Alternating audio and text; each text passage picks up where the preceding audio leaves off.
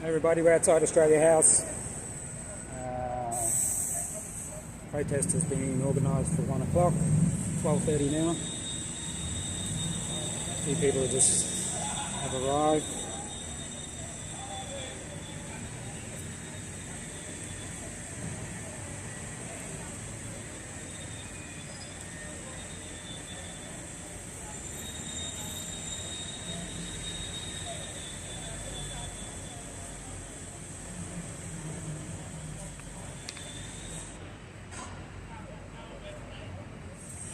Australia House has been here since 1918.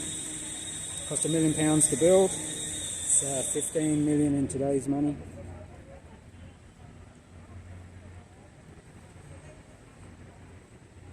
And it's the oldest diplomatic mission in London, and also the longest continuous one.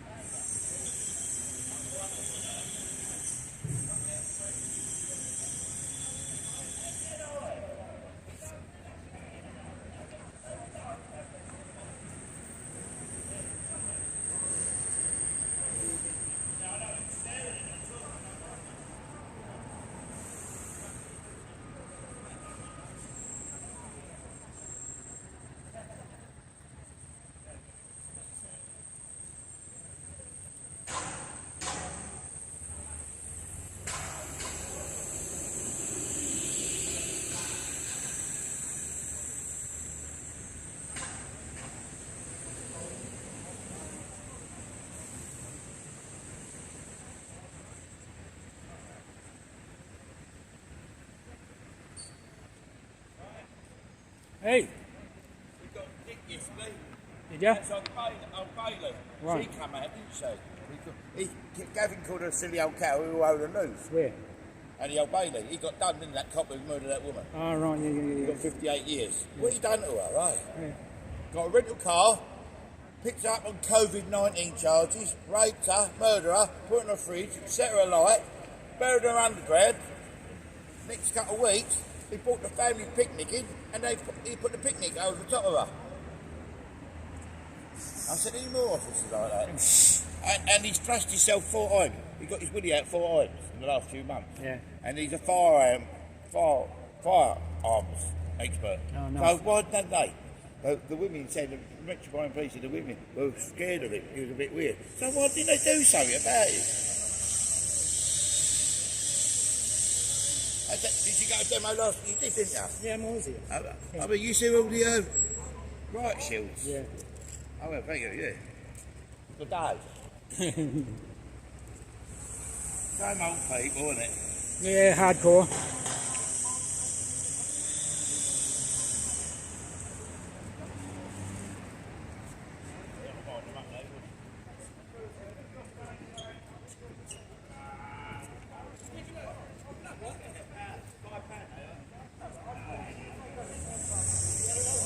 Hey? Hang on. Did she try to find his rent? He's on the way here. Huh? Chris is on the way. Oh, it's in red. Huh? Hang on, everybody. Just getting something out of my backpack.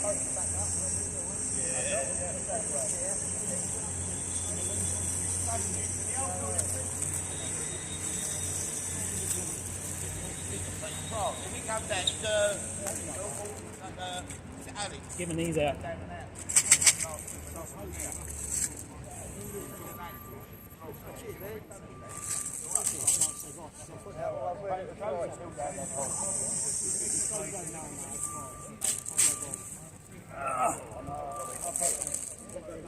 I've got more, that's it. Oh, it's Christmas 2 cents ago. Don't carry it, mate. Is that easy? Yeah. Put a trash here if you do one of these night news. No, not the one on me.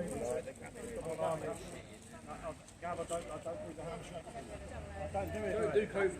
I'm not doing the COVID thing. Australia match? Thanks, what? ain't got any chewing gum, have you? Uh, Stop smoking. Yeah, but it's in my pocket. It's not in a packet. I just poured it in there. Sorry. I mean, I will give you one if you want. It's up to you. Yeah, I'd love one. I'm struggling with not having a fag, you know. Oh, sweet. Yeah. Nice, mate. Oh, Queensland, family from. All right. Mount Kebab, oil. Oh, it was an oil. All right. Yeah, I'm from down. He's English, Yeah. but he had something to do with Q8 oils. Long time. Thanks for that, mate. I'm on that as well. You get addicted to that. What's that? I've got a badge. Thank you. Who are you filming for? Just two Burmese. Two. Burmese. Two. Thank you very much. Oh, it's all getting worse, isn't it? And now they're going to vaccinate the kids. We've got to go around and demonstrate around that one next week and the week after. Yeah, I've got loads of leaflets that Safest away. So I've been doing the safest away thing for some flying. Yeah, And all the parents in trial space. It's got to stop that. And yet you talk about it to people that don't believe you. They talk down to you. You think you're an idiot. Yeah. and you can't say anything. I really don't want to be with those type of people because I don't. So you just come off to what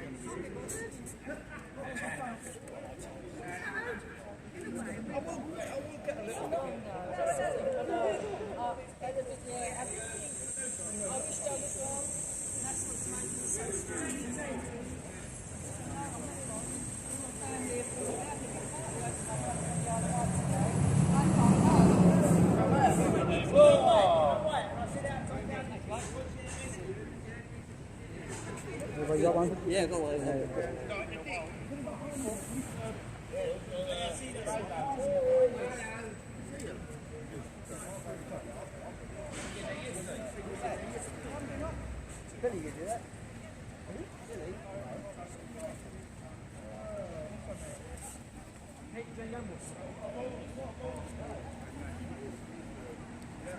What I've found in all the protests over the last 18 months in England is it's got to be good weather and it's got to be on the weekend for people to turn up. So, fair weather protests.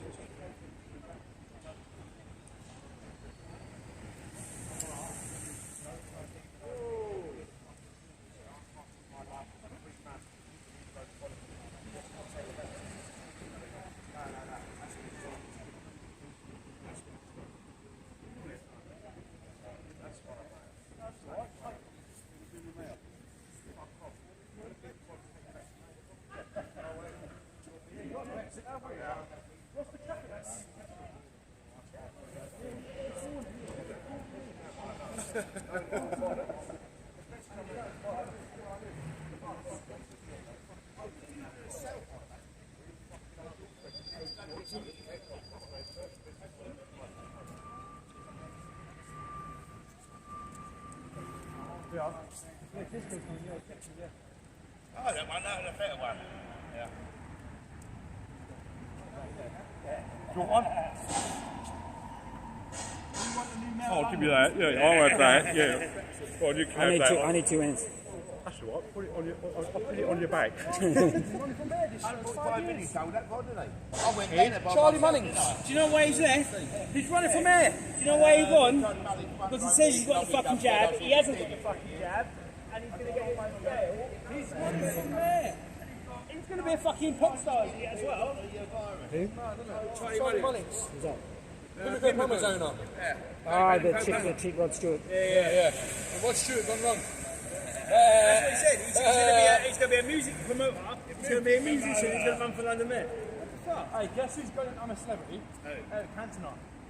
And some MP as well. So I think I didn't know it was. Something certain MP's got in there as well. Fucking. I would much like some of that. I'm winning some editing on Sunday.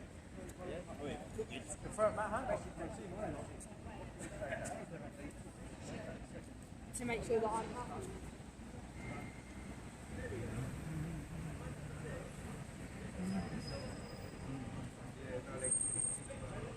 I'll run out of ink. Look, you don't want to let me go.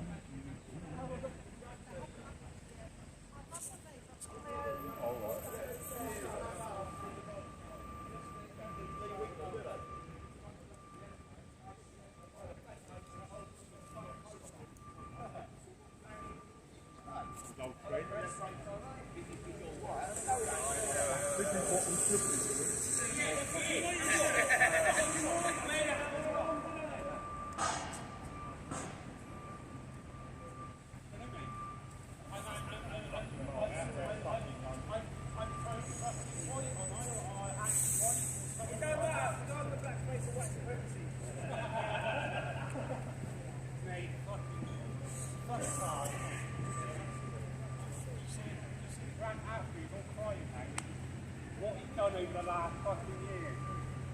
God, fucking finding later. Time finders arrived. So I'm against my own people.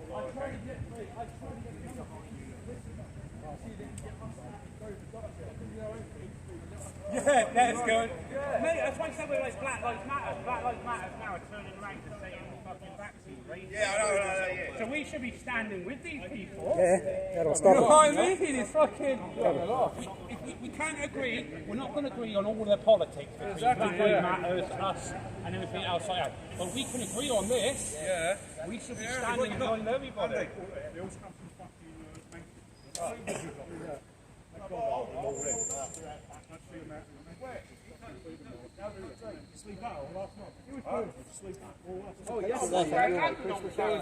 mate.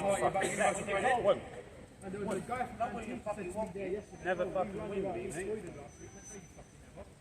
Hello, Dave, mate. How you doing? How are you? Oh, sorry.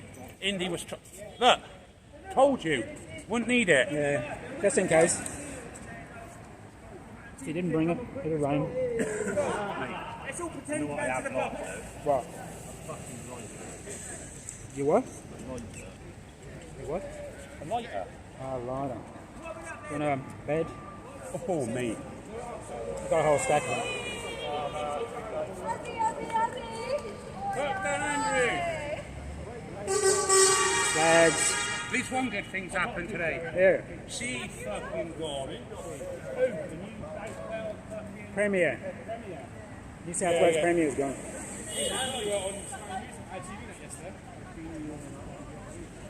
Yes, they saw it as well after Old Bailey. Oh, yeah.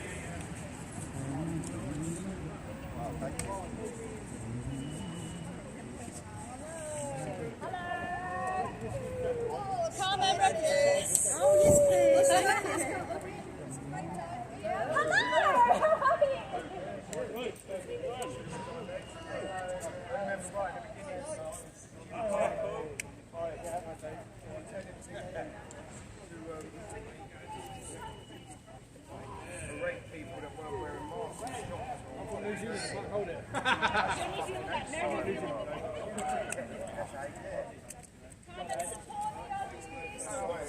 Flags around. Anyway. Union Jack. It is a British colony, isn't it? There ain't no. Was a British colony. There ain't no black in Union Jack anyway. Was. Huh? I got get was a British colony. I'll give an idea. We need to do what Canada does and get our own flag. Well, I think this is it. I honestly think this is fucking it. Since the Queen goes. Since the Queen goes. Since the Queen goes. Oh, it goes. Yeah. Oh, mate, I can believe that. So it should a long time ago. Because last time it was 50-50. It's close. Yeah, it was close last time. Oh, you're train right down, Chris. Oh, you're train right down. It took me 40 minutes to get to my local train station for the fucking petrol situation. Oh, mate. They're playing Brexit on that, don't they? Yeah, they're blaming Brexit, aren't they, on that, no? That's Brexit's fault, this petrol shortage. Look, we all know fuel goes on. I don't know that. Did you know fuel goes on? Yeah. Obviously they didn't sell all the shit last year, did they? So all the fuel they got from last year is now going off.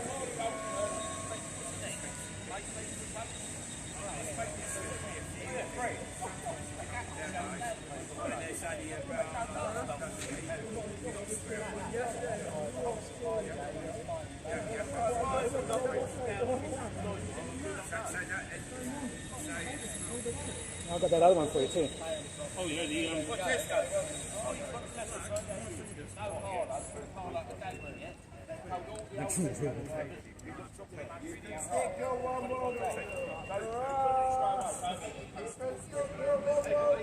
Up your ass.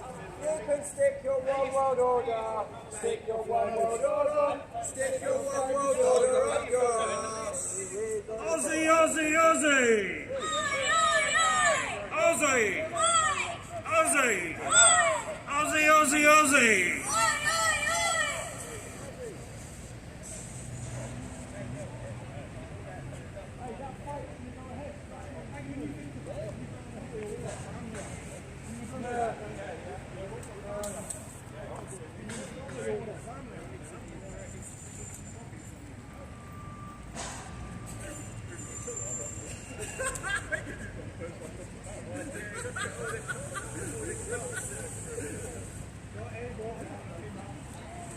Hi everybody, thanks for tuning in. People are just starting to turn up.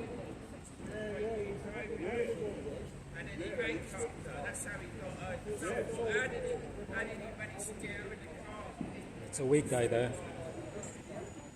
I don't know if anybody, a lot of people probably haven't seen Australia House. Let's see what it looks like.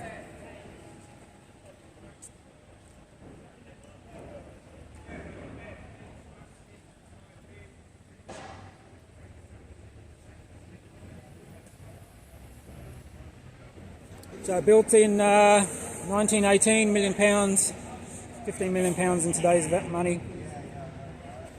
Longest diplomatic mission in London is this one. Probably worth a couple of $100 million now.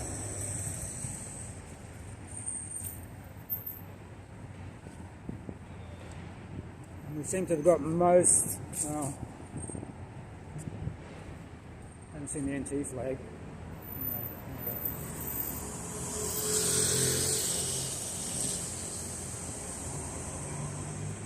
Passports in there.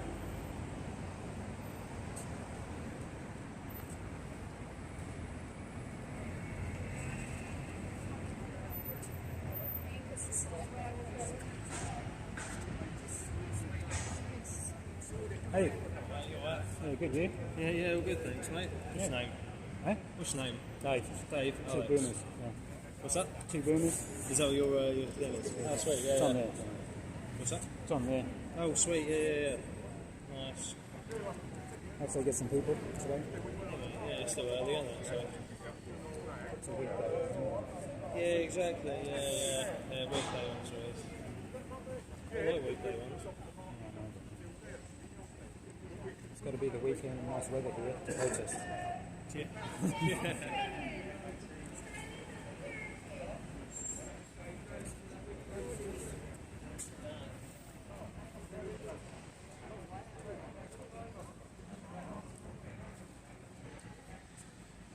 Here's the other side.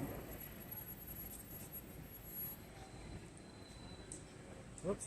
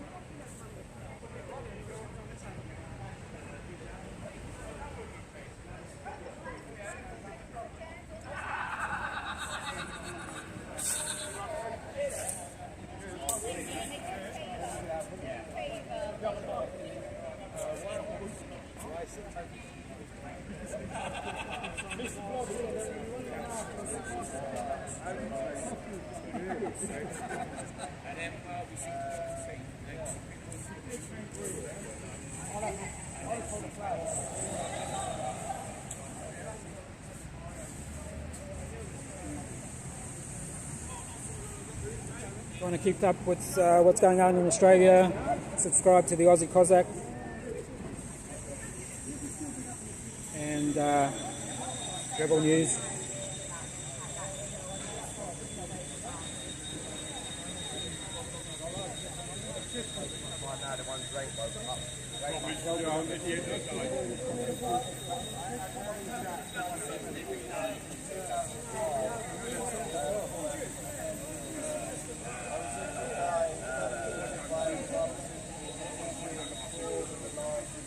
Good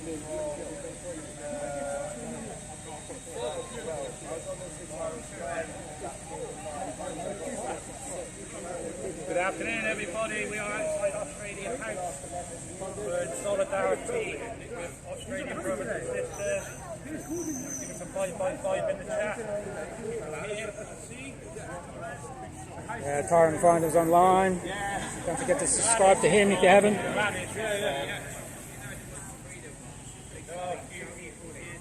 Good news today, of course, is the New South Wales Premier's gone. Run down. Need to get rid of all the tyrants.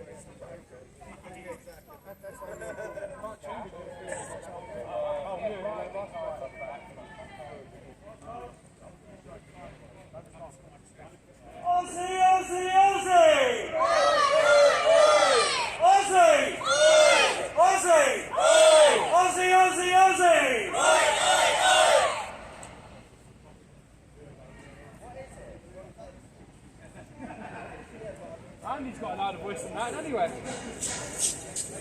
You're with me, Gabby?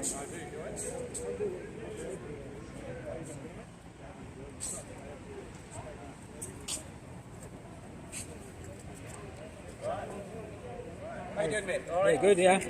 Got an arm. Are you okay? Yeah. Oh, brilliant. Thank you so much. You got your own shop that you're knocking these up in then? No, I buy them. You buy them? Yeah, I buy 100 at a time. Are you different one ones. of the two brothers? Yeah. Oh, Jeff's always, I know Jeff. Yeah, He's a friend of mine. Yeah. Thank you for No, I this. buy them. I was wondering where I could get I just one design of them and then just buy them. Are you Australian? Yeah. Thank you so much. Here's the other one. Jeff will be in a minute. He'll have a load from you. Yeah, I got different ones. Especially if they're free. I got different ones. I've got new ones this today. We were just talking about the marathon. Are you pitching up at the marathon on Sunday? Oh yeah. Yeah. I'm getting home. What do you think? Here. In London? Yeah, that'll be good. Because if we all put placards out at the last minute, the mainstream media's going to have to cover it. Yeah, exactly. But the police have put in a special order which says that they will pull you if you're likely to cause harassment, alarm, or distress. Likely to. I mean, how open-ended is that? I was searching for hello, how are you? Hello. Yeah, stay, yeah. I know, you can't. Where are you going to hold this? Well, let's see if you've still got a few in a while, then I'll come and get one. Might be something. Yeah, okay. Go on.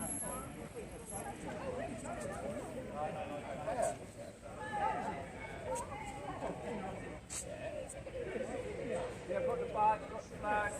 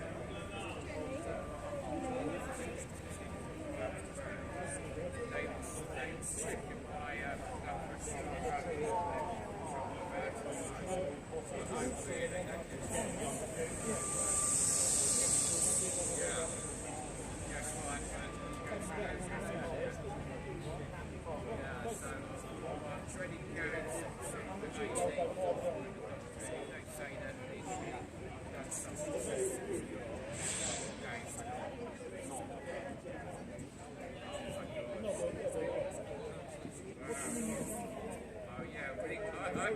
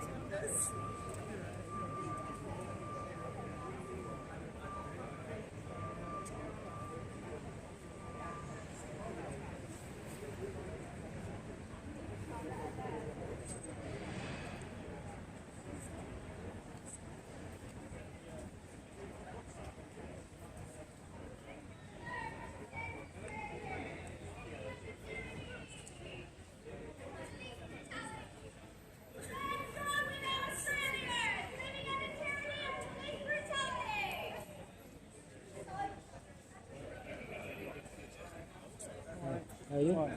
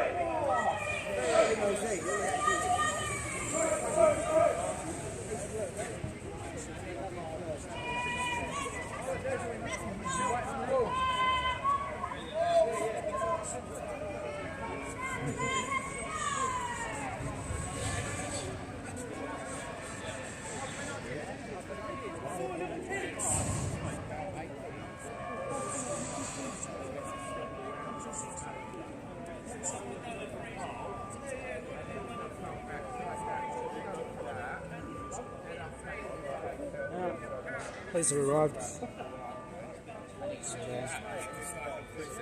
Hey, how you doing?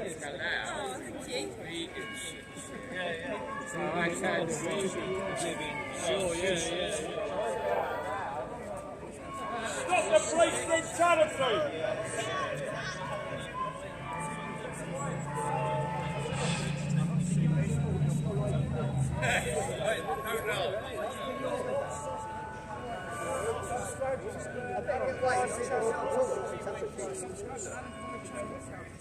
We're not going in there.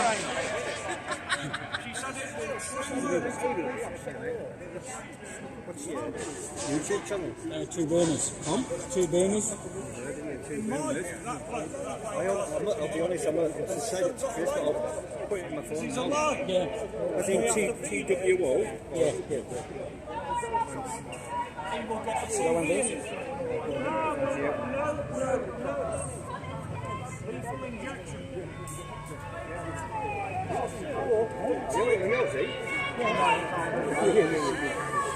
I'll make it the screen. Starving, isn't it? You know what he puts in, and he's in the cell.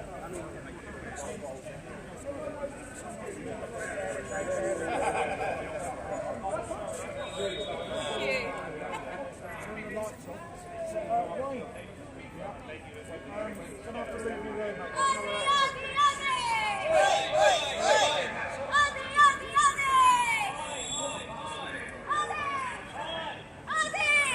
In uniform. Secure somebody in a uniform.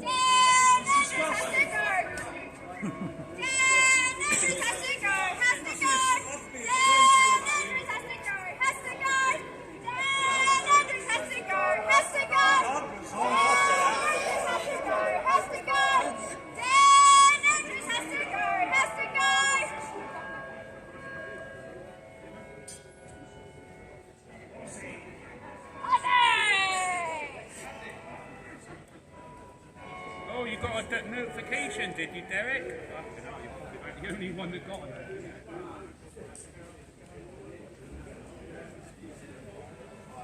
Prime Minister, Remember to like, share, subscribe, share it out there at YouTube. Don't Can you hold this for a sec?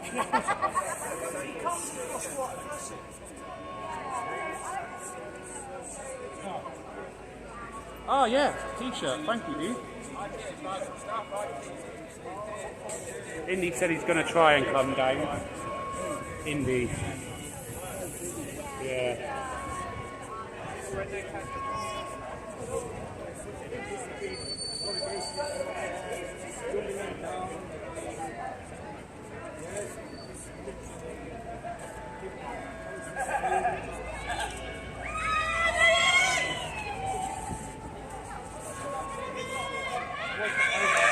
Bag for the pocket for the badges.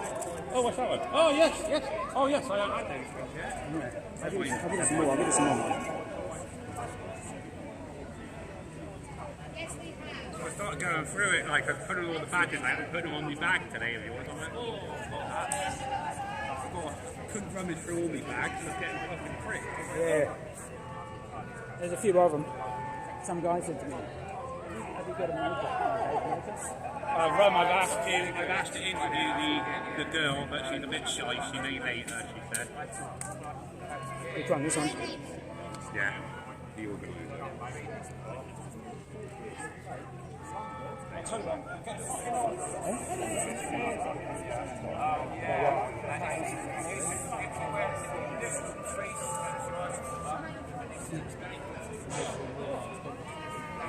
Yes, that's quite true, Colin.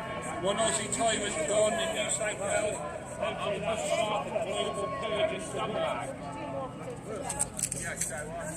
Oh, yeah, thank you. Thank you. Thank you. Thank you. Thank you to see you. Have you heard this? Guess how old he is? I bet he's some stupid age that looks good for his age. He's told me. No way are you, mate. Yeah, I am. 75. And I used to drink, I used to go clubbing a lot when I was younger. I was just drink wild, loads of 61. Shut up. I'm 61 now. That's what I said the bollocks. But I never Oh, here we are, never Come on, I never smoked, never smoked. Never smoke. Never smoke. Never smoked, but I did drink a lot when I was younger. Clubbing, so that's one of my bad Do you know he's the one that stopped a Grand Prix, he did? In the 90s, I think. I will do that. Don't worry, dude.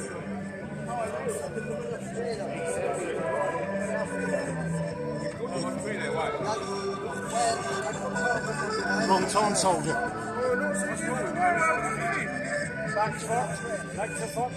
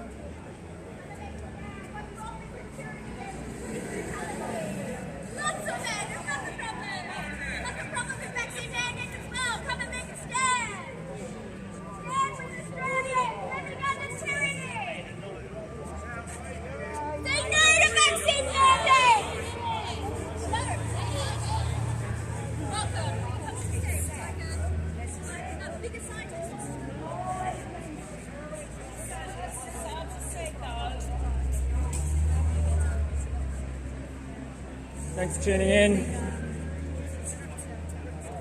Crowd's building up.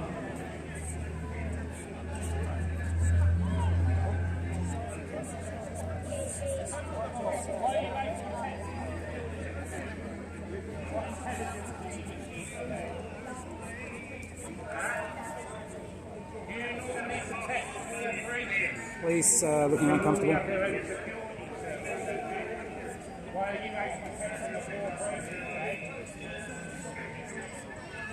Hey, I'll give you some information about this thing. Go on then. It started in 1913, King's George laid the first stone. What, this building? Yes. Yeah. 1918 it was finished. Yeah. Cost £1 million. Yeah. 15 million today's money. So this building was, the first stone was laid in what year? 1913. 1913 By by King King George. It was finished in 1918 at a cost of £1 million, and that's 15 million in today's money. And it's the longest diplomatic mission in London. It is the longest diplomatic mission in London with the Australian High Commission. There you go. So really, if you want to start getting with people and solidarity, Hey? Out there. Behind us. what am I looking at? The green van. Yeah, that was there when I turned up. Ah, was it? We've got the green van over there, guys, taking pictures Dun, dun, dun, dun, dun. for Big Brother.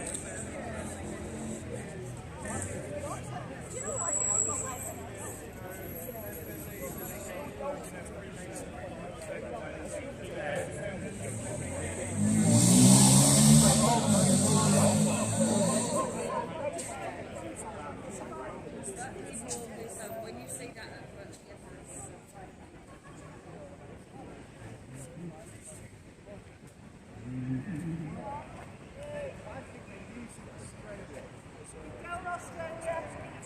Keep fighting, Australia, we're with you.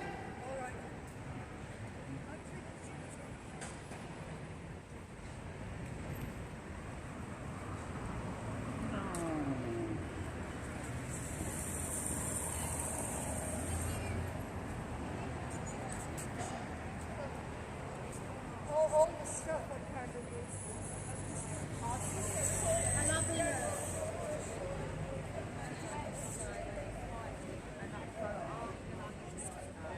There's not many Australians here.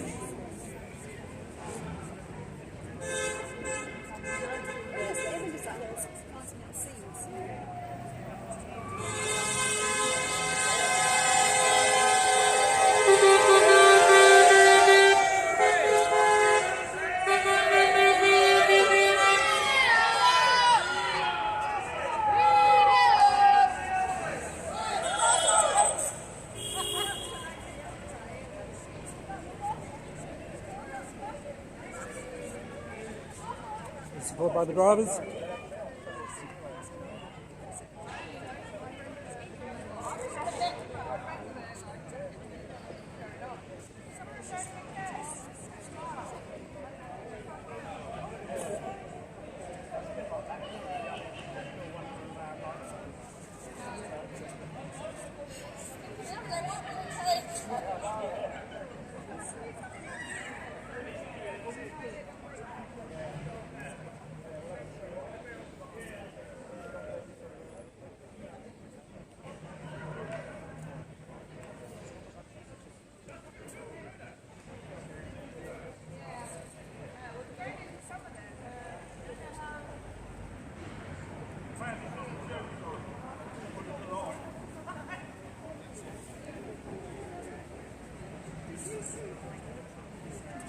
Hello, how are we doing today?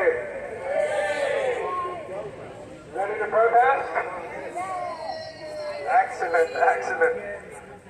We're just waiting for a few more people to turn up and we start making some noise against the fascist Australian regime, which is crushing humanity under its boot, under the blueprint of the New World Order. So wait a few more minutes and then we'll start. Thank you. And thank you for all of you for coming here and showing support for our Australian brothers and sisters.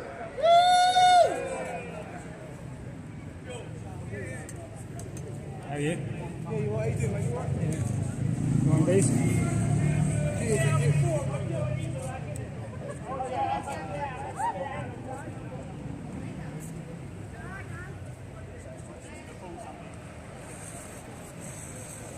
Hey, how are you? Hello, young man. Yeah. Oh, yeah, look, there's another one. Fill this one. Can you hold this for a second?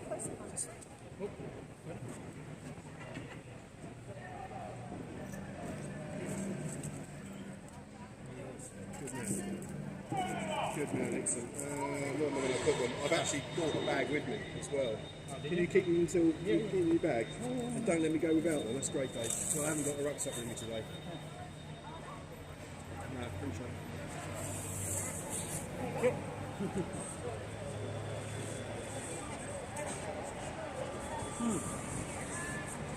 You've got time before you go. You want to do a little spiel on this about it?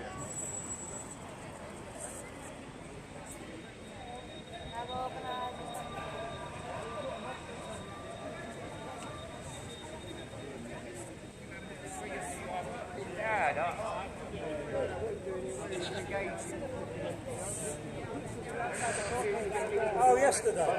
I've seen you all on telly.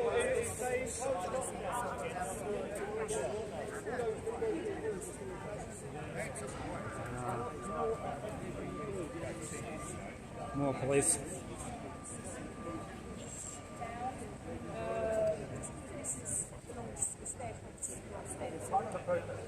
Yeah, I know, but you're able to have them on your arm, I'm afraid. I appreciate you just saying. That's the idea. The idea of the protest is for people to you can't damage people's property. You can do you know who may have put them on? I just want to find out one thing. He's in a dictatorship.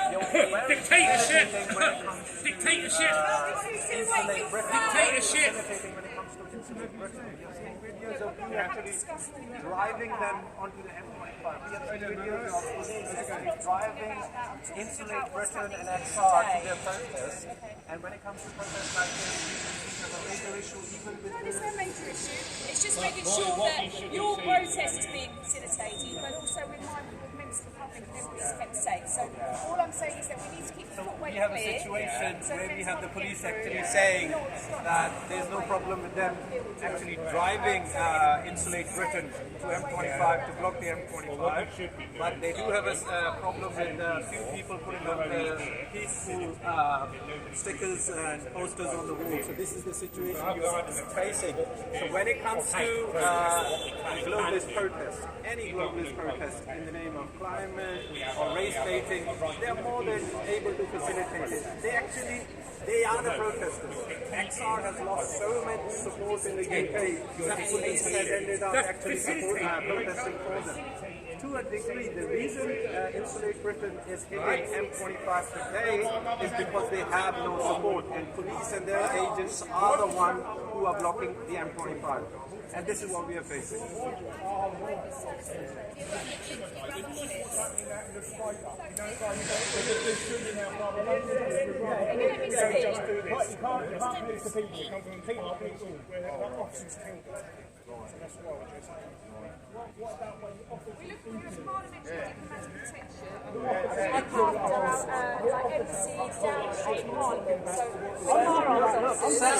I'm trying to explain why I'm interested in this, because we get attacked. Yeah, you only get attacked after you've attacked. You get that fucking right.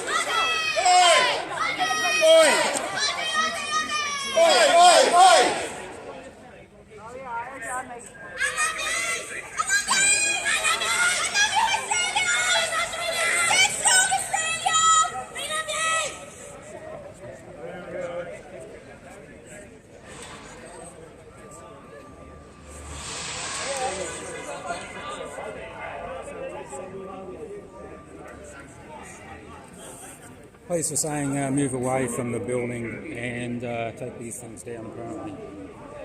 But Extinction Rebellion can block them. Hello, ladies and gentlemen. The police have said that the stickers that you have put on the wall, they are damaging the wall itself. Oh my God.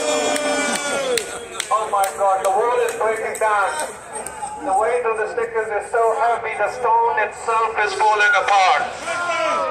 I'm surprised that police actually has managed to turn up here today. They're not busy driving Insulate Britain to M25 and staging a fake protest again. No, they drive them to the M25.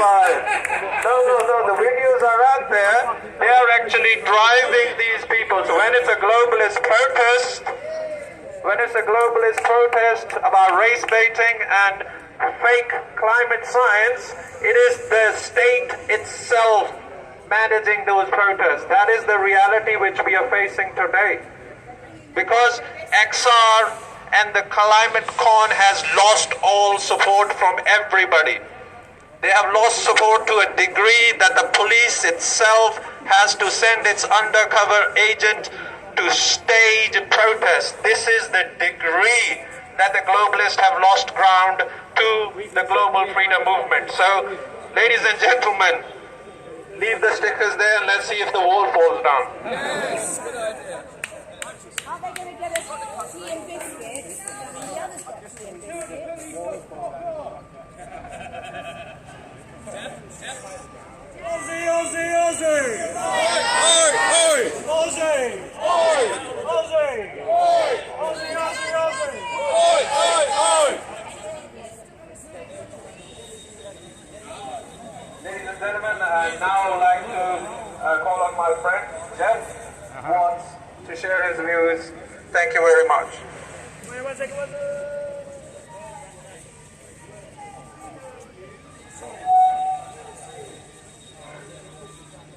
Hi everybody.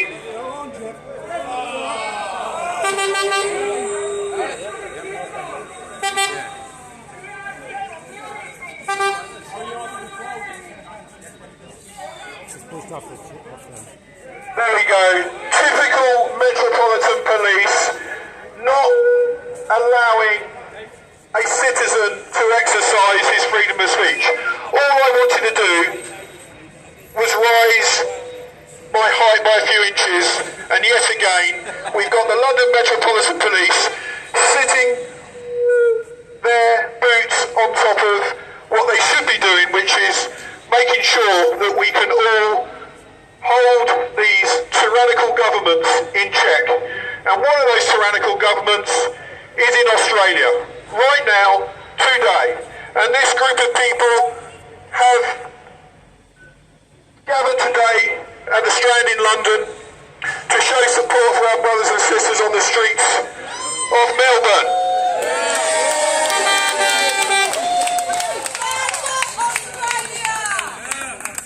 What is happening on the streets of Melbourne is coming to the streets of London very soon. We all know that, and we know that Australia is the testbed of the New World Order tyranny.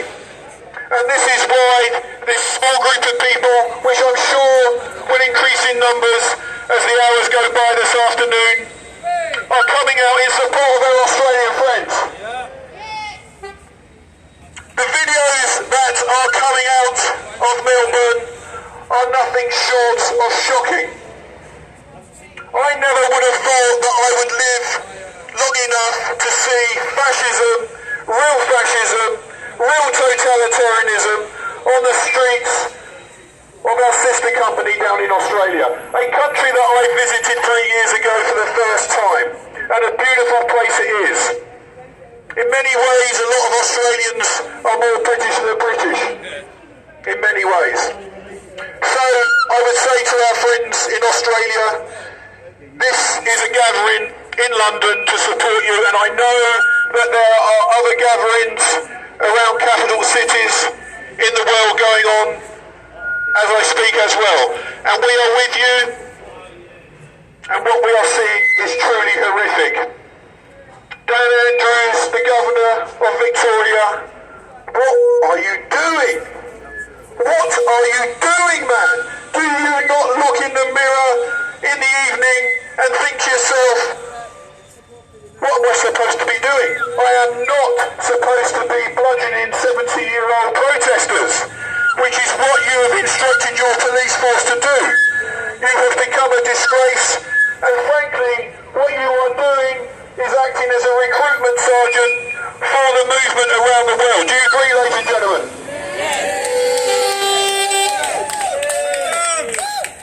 Because any right-thinking person will know that is not right. Now, we know that there is a big percentage of the population of our country, and indeed all the countries around the world, that know that there is something that is not right. And it's to you people that I have got the time to speak to, because we in this movement today, this is a small section in London showing support for our Australian friends, but those people that up until now have been brought up to believe that the government is there for their benefit, but they know that something is not quite right. They know the fuel crisis recently in this country is fabrication. They know that that does not make sense. I would say to you, the people in the movement in this country, which amounts to millions of people, it started in April and May of 2020 with just a few thousand, and I'm now very proud to say that I'm one of millions, literally millions, who are prepared to do the very un-British thing, which is what we're doing right now. On a weekday, on a work day, protesting and gathering outside Australia House. One of the reasons why so many people have decided to come down today at short notice, whoever put that notice out, I've got no idea who it was, well played to you, because timing is of the essence. This should have been done last Saturday in my view. That march from Hyde Park Corner to Clapham Common was a nonsense. It was a misjudged call. Louise Crefeld, you should have reacted to events and you should have marched to this place with the tens of thousands, if not hundreds of thousands that were on that march. We've done the marches to an empty field. I think it's time to stop the partying. Do you agree? Things are far too serious, and let's hope that that march last Saturday was the end of an era. They have been jolly useful in the early part of 2021.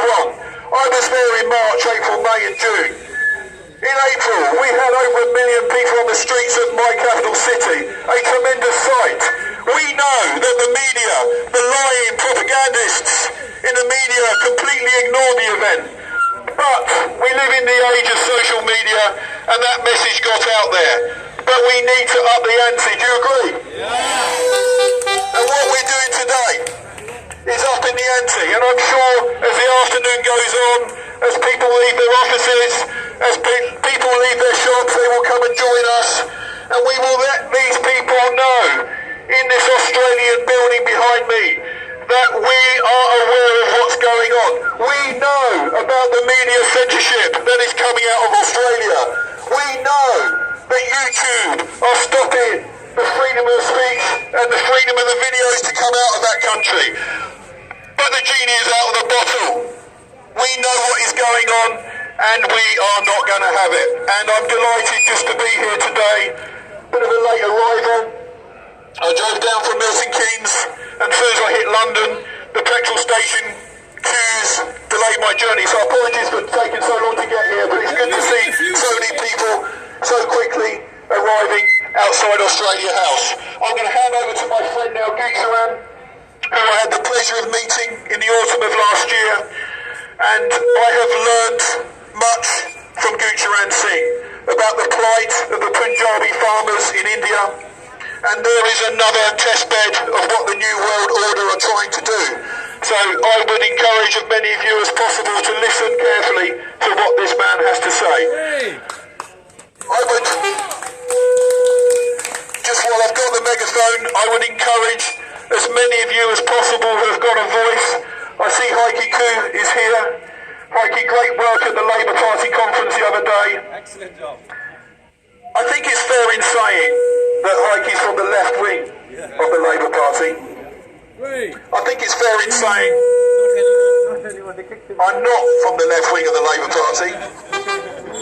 But But what Heike and Piers Corbyn had to endure at the Labour Party conference this week is an absolute disgrace, and it just proves how ineffective the opposition, the Labour Party, has become.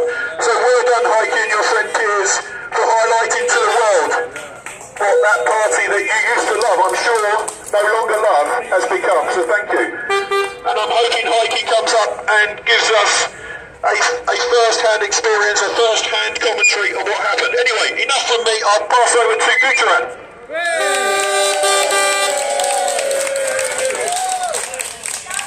Thank you very much, Jeff.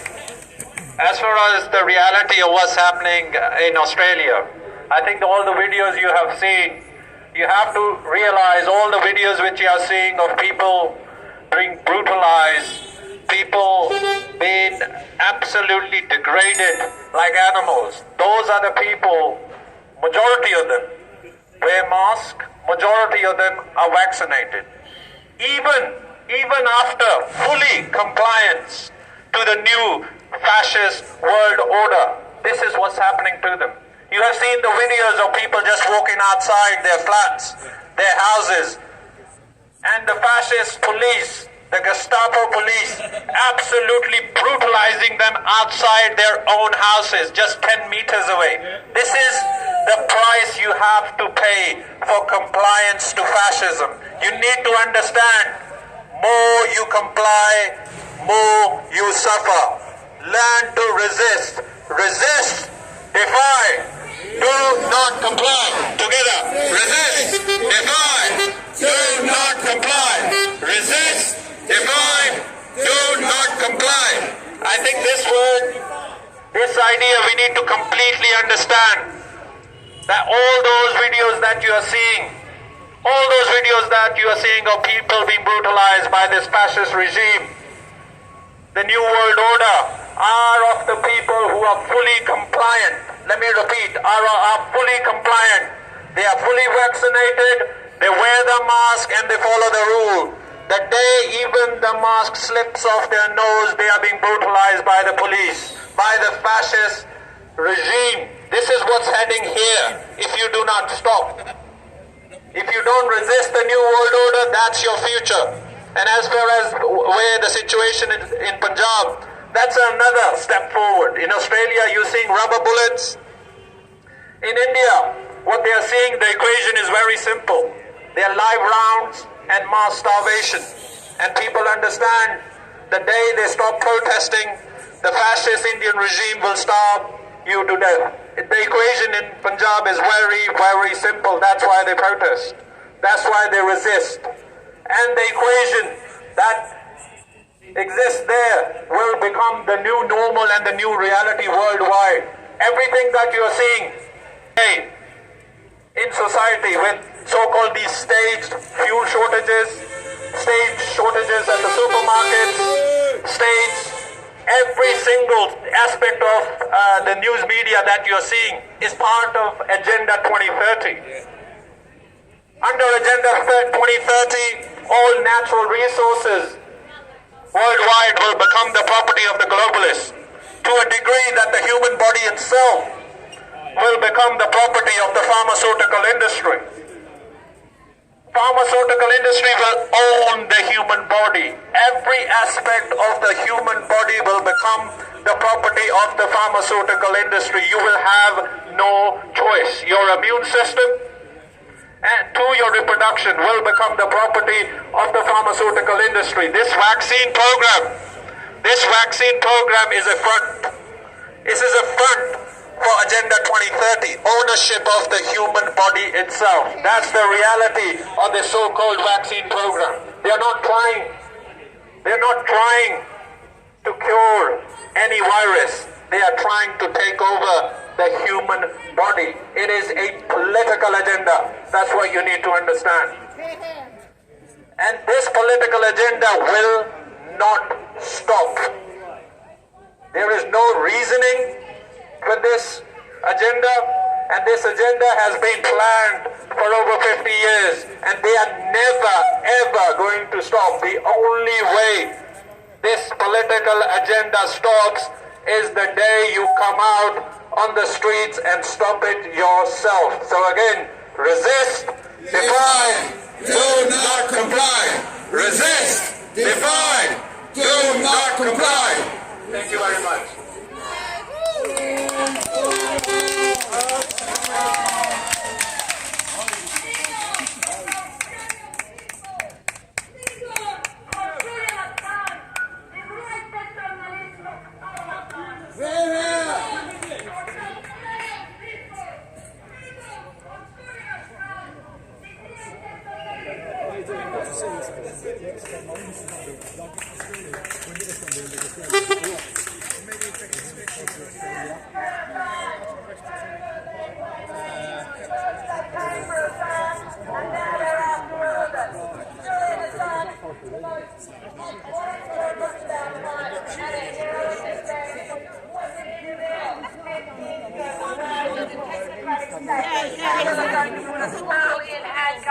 Cyber handcuffs, and now it has gone further. We are meant to support Julian Assange. He is an embattled prisoner in Belmont Prison for no charges. They've held him in prison for 2.5 years in isolation, solitary confinement. He has 2 small children.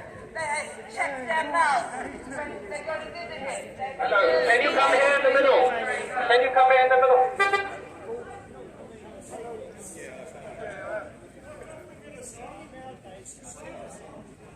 Recently, the most famous prisoner in the world and the most famous freedom fighter in the world. Julian Assange, and I'm fully Australian, heroic about the world. Hey, how you going? How it is? Oh, cheers.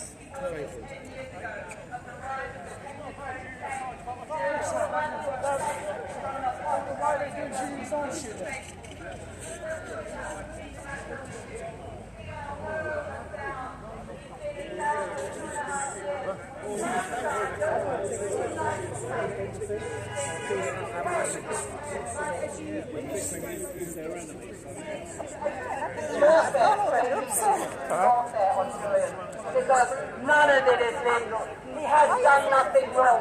There are no charges against him. And they want to put him down in prison for 175 years. And if you look at Yahoo News and various other reports recently, the CIA plotted to murder and kidnap him when he was in the Ecuadorian embassy. So I call on all of you, please remember Julian Assange. They have tried to disappear him, like they have disappeared protest news from Australian mainstream media. Turning it into Julian again. Remember his name. Come on a march on the 21st of October from the BBC, BS Broadcasting Commission to Australia House on the 23rd of October. Please take a flag. Please remember Julian. We also need to support him. The US appeal against his case on 27 October. We need proof on the street. Solidarity Australia.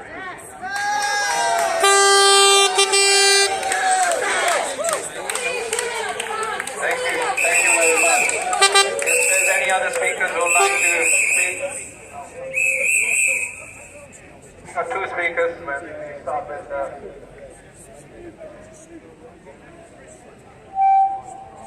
So yesterday we were outside the Old Bailey, and yesterday we were outside the Old Bailey, and when we stood there and spoke, explaining exactly, just repeating what the judge had said in the case, that Wayne Couzens, PC Wayne Couzens, had abducted Sarah Everard by using coronavirus legislation, and he was on coronavirus patrols. He was aware of the coronavirus patrols and the way they could pull people over, and he used that as an excuse to abduct her. When I said that back in March at the Sarah Everard protest, it wasn't a vigil, because the vigil was banned by the police and the judges.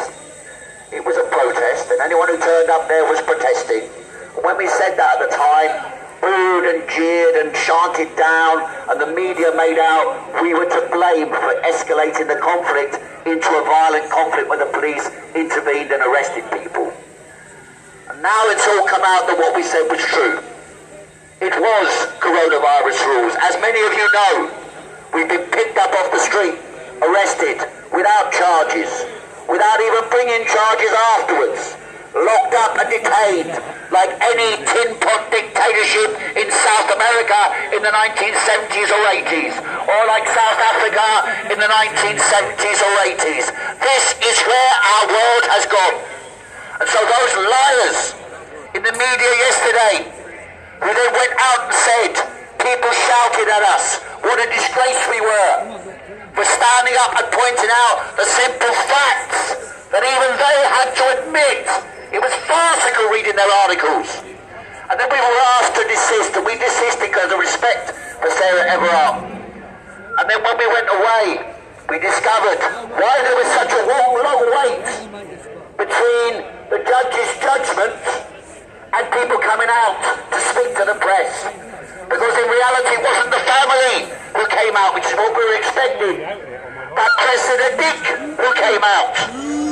If anything is disrespectful, it is that President Dick was to stand up outside the Old Bailey when she was responsible for that policing operation that led to the arrest of Sarah Everard and all of us who've been arrested at one time or another over the last year and a half. Piers, of course, being the record breaker, seeking to become someone in the Guinness Book of Records.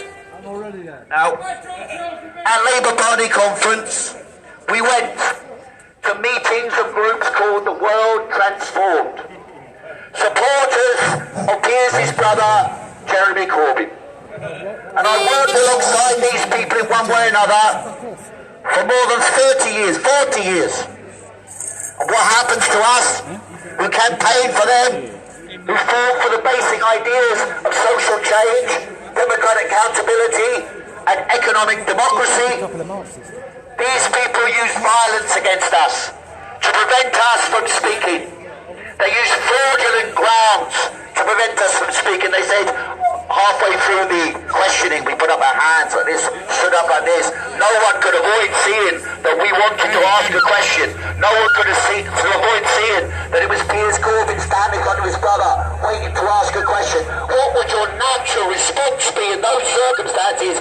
Give the floor to Piers, and then if you disagree with him, disprove his arguments. But instead of this, they created this ruse, this farcical woke ruse, by saying, only young people and people of colour can now speak. In other words, they were basically implying that at other meetings they would turn around and say only old white men can speak. And you can imagine the outrage that would break out amongst their woke community in those circumstances. And then they said, oh, when I said I'm being assaulted, someone on the stage said, that's not what assault looks like, and I'm going to cut the video so that you've got the stage being watched and me being beaten up at the same time. And they cheered when we were beaten up. They cheered while I was being punched. They didn't see it, but they cheered. So there's a psychology developed amongst a section of the middle classes, particularly the more educated layers of the middle class, so-called educated, the ones that got a university degree. And they think they have the righteous responsibility to stand up as virtue signallers to the whole world about how they've had their vaccines, about how they understand establishing public order by imposing tyrannical rules and demanding that people be vaccinated, whether they want it or not, whether they've had an infection or not, whether or not they've had previous problems with vaccination, whether they've got religious grounds, or they're vegans and they don't want to use medicines that have been experimented on animals. There are 1,000 reasons why you should not take this vaccine, and there are no reasons why you should take these vaccines. Now I get a little stick. I kind of understand why. Because I am a Marxist, I'm not hiding it, I never have. And I want to quote you, for those people watching, something from Karl Marx himself, which I think will show you why some of us who are with you and are fighting alongside you are of this persuasion. I will quote you. This is from 1832, Karl Marx. The human human body is mortal by nature. Fucking hijack. Hence, illnesses are inevitable. Marxism. Why does a man only go to the doctor when he is ill and not when he is well? Because not only the illness, but even the doctor for Australia, or is an evil. Under constant medical tutelage, life would be regarded as an evil, and the human body as an object of medical or from treatment by medical institutions is not best or desirable than life that is a mere preventative measure against death. Does not life also involve free movement? What is any illness except life that is hampered in its freedom? I'll repeat that. What is any illness except life that is hampered in its freedom? A perpetual physician would be an illness in which one could not even have the prospect of dying, but only of living. Let life die. Death must not live. Has not the spirit more than the body? Of course, this right is often been misinterpreted to mean that for minds capable of free stuff. Oh, I'm getting all stuck. You get the idea. You get the idea, sorry. Just I'm going to move across the small screen. I'll post it somewhere, please. The point is, that central question. Human beings must be free to move. Health is about free movement. And what they've done is impose a dictatorship that has undermined the health of humanity in every tiny corner of the world. And to fight for our health is to fight for our freedom. Comrades, brothers, sisters, rise up against this tyranny. And what they're doing in Australia is exactly what Karl Marx predicted. The workers are rising up. That's why they're so scared of the construction workers in Australia. That's why they're unifying and lying about them. Because it's the organised layers of the working class rising up. Let's take leaflets to building workers and construction workers in England. Explain to them the message from the Australian workers and link them together. And the second thing we need to do, and I was involved in doing these things in the 1980s, is go to the school students, find a few school students who are prepared to stand up. I was glad to see that nearly 50% are opposed to getting vaccines in schools. But the school students reported on the BBC. So what does that mean? It means we have the capacity to go to the school students and just like Greta Thunberg calls a school strike on Fridays for climate, so we can call a school strike amongst the students to save their medical health and their future, to protect their lives from vaccinations that the Joint Vaccination Committee admits are more dangerous than the benefits they bring. Down with this dictatorship imposed. Get the children to rise up against this. They are the future. They are the hope. Thank you very much.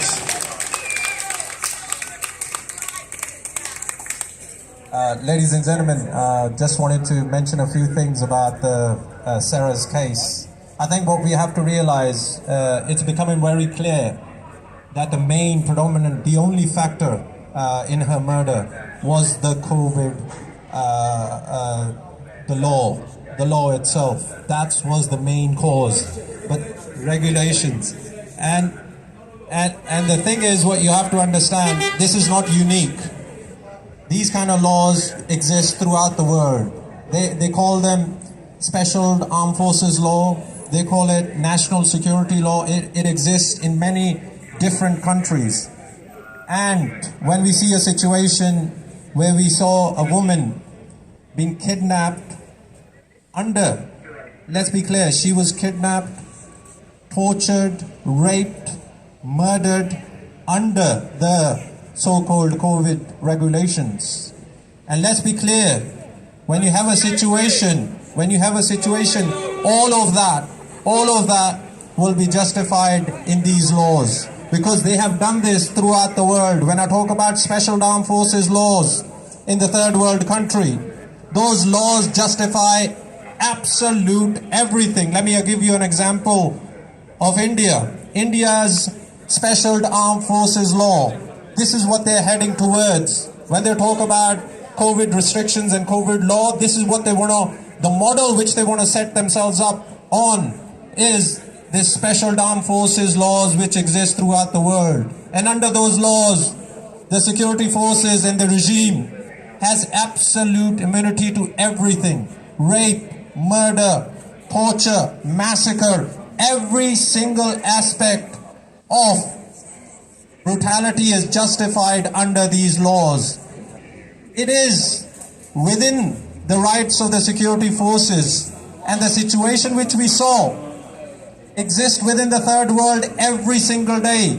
The only difference is, in the third world, these cases are justified. Let me repeat, these kind of cases, these kind of murders, rapes, tortures are justified in the name of national security. They are happening everywhere. And under the COVID fraud, these laws are going to be institutionalized here. And the police and the security services are going to be given absolute power to do what they like to do to you. And when you see these fake campaigners talking about this is a man's problem, this is a fundamentally flawed distraction which they want to use to distract you from the real issue. And the real issue remains the political power which the people are losing, and the regime is getting. More power you give to the regime, just like we saw in Australia. Let me repeat, all the people and all the videos that you are seeing of people being brutalized, majority of them are vaccinated, majority of them are wearing masks. When you comply, you suffer. Let me repeat, more you comply, more you suffer. So get this message out there. We stand with our Australian brothers. Resist, defy, do not comply. Resist, defy, do not comply. Resist, defy, do not comply. Another one. We'd like to have another speaker. And thank you. Hello. I just want to say a few words. My brother is in Perth, Australia. I spoke to him about 4 days ago. He told me that he's living in a police state. Now, if we're really honest, take America. 1873, 1.5 million buffalo were murdered. If we're going to look at the truth, then this country was involved in the opium trade with Hong Kong. If we're going to look at the truth, we have to look it and see it. We were involved in the slave trade. That's our ancestors. Now, I am not suggesting violence because that has been done before. The question now is, in the people, can you make your heart so big that you can help the elderly in the hospitals who need you? They are being euthanized right now. Go to the hospitals, make it your base. Do not go on the property, otherwise they will take you for trespassing. They need to know that someone out there cares. Go to the schools, check the Wi-Fi, check the radiation. Do not go on the property, you'll be trespassing. Show the kids you are there if they need you. My brother told me 4 days ago on the phone that he's living in a police state. Now, I just want to say, yesterday I was at the Old Bailey and I heard, what's it to do with Julian Assange? Yeah, well, fucking everything! Yeah. He's Australian, he's a human, and a paedophile. And he showed us that's bollocks. And a paedophile. And he showed us that we have been played by the weapons and war industry and their investors for a long time. Let him rot in Belmarsh, the paedophile. Go in a cell for 23 hours a day and stay there, no windows, and then come and talk to me, okay? I've been in prison, mate. Right, 23 hours a day, in the cell, not talking to anyone else. Right, this man thinks that Julian Assange is a pedo. He is. I disagree. I just want to end it here. I send my love to my brother in Australia. We are standing outside. We are the people, for the children and for the elderly, to re-establish community. Remember how at the beginning they murdered and stole the land. We don't need to repeat that. We know it already. Thank you for listening. Thank you very much. Is there anybody else who wants to? Just mention on that freaking speaker that it's not about Julian Assange, it's about Solidarity Australia. It's not fucking no paedophile. You want to come here and mention it? I've mentioned it all the time, no one listens. Yeah, it's freedom! Australia! Not fucking Julian Assange! Not a paedophile Julian Assange! Hello, hang on.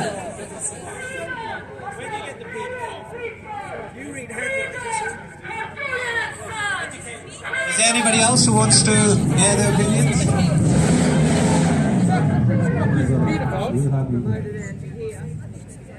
Yes, we support the campaign to free Julian Assange because he is, alongside us, one of the victims of the New World Order attacks on free speech.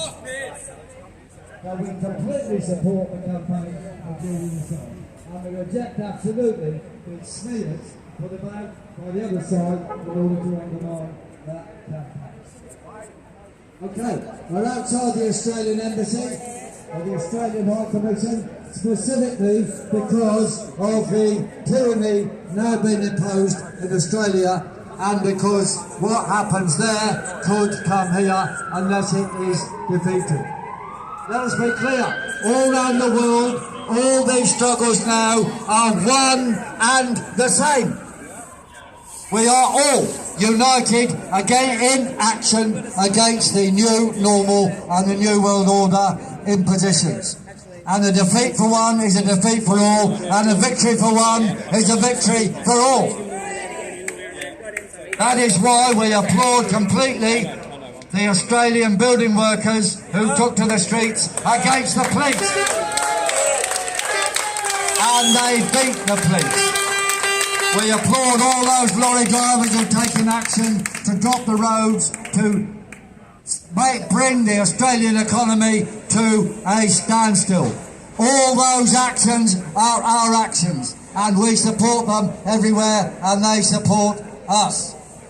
Now, what you've heard about at the Labour Party conference is really dystopian madness. What we've seen there was a hate week unleashed mainly against me and Haiku Koo, just two of us. And what were we doing at the Labour conference? We were first of all calling for debate in the Labour left. Just a debate, that's all we said. The Labour Party and the Labour left have to engage in the key issues facing the country and mankind at present. One is the COVID narrative. We want to debate about the COVID narrative. And two, the related climate story, which is the religious backdrop for the COVID story and the new normal. They are scared completely of debating even either. We just stand up and they attack us. Haiku spelled it out. This is an utter abomination. It's like reading 1984, Hate Week was on full blast at the Labour conference. And everyone here, you are going to have to endure more and more hate weeks. That's what George Orwell talked about.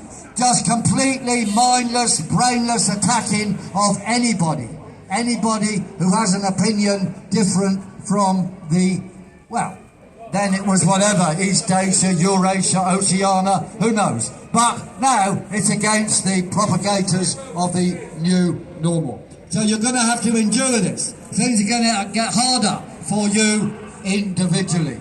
But what is the answer? Of course, the answer is not to say, oh, are Labour better than the Tories? No.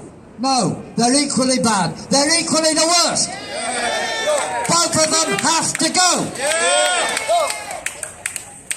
Let's be clear. What we've got to get across to the public, that there is no justification in any terms for the corona rules in the name of something which is provenly nothing more dangerous than the flu. And furthermore, you're less likely to die from coronavirus than you are to die from drowning. Drowning in the United Kingdom. So prepare for the flood now. Put that lifebelt on. We should all be issued with lifebelts if the government are serious about saving lives. The purpose of all their measures is not to control the virus or to control the climate. It is to control you. And to those propagators of lies, we say your favourite slogan, no, your second favourite slogan. Take down the BBC. Take down the BBC. Take down the BBC. Take down the BBC. Take down the BBC. Take down the BBC.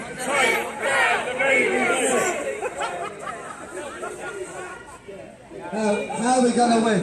Well, first of all, I'm handing out some bits of information. There's a white sheet here. That's what happened at the Labour Party conference. And I would urge you to read it and pass it on. And we've got our standard yellow card, which varies almost daily. And new information comes up. But please, someone's around. I think Mike is giving them out over there. There he is. But please, take some, pass them on. Everyone here should take one. And the question before us all has to be, in this, well, this is the crunch autumn. If we win in this crunch autumn, we can end the march of the New World Order in the United Kingdom. If we lose, we might be locked down for a never-ending winter. Let's be clear, a never-ending winter, like what they want in Australia. That is total evil. So we're going to have to organise like we've never organised before. Now, of course, that means you individually are going to have to work together with a few other people and build whatever you can in your community. We aren't big enough as an organisation to hold everyone's hand. But I would warn you anyway, if you have a political party offering to hold your hand, like the Labour Party, what they'll do is grab your hand, twist it behind your back and break your arm if they can when you don't comply. So we have to have a different idea of organising political parties in this country. And that's what we do have. Let the UK live, let London live. Our simple, united fronts around very simple issues. 1, end all the lockdowns. 2, end all the COVID restrictions. And 3, end all the vax programme. That is completely adequate for a united front. Now, there's many people who've got all sorts of things to say. They can say them, but we have to, even if we march separately, we have to strike together on straightforward demands. And we want to set up in every area. You can call the organisations what you want, but we've got to organise in every area, which is why I've been going around the country. So, in Woking, we're setting up a Let Woking Live. In Cornwall, we have already Let Cornwall Live.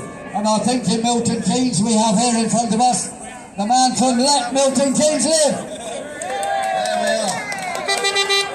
So these loose structures, well, tight structures, around the country can be essentially a united federation, a mutual support federation. So when it comes to elections, whatever the status of the elections, it may be a good idea to stand in those elections, or it might not. We'll discuss it. But Let the UK Live is a party, so we can do that.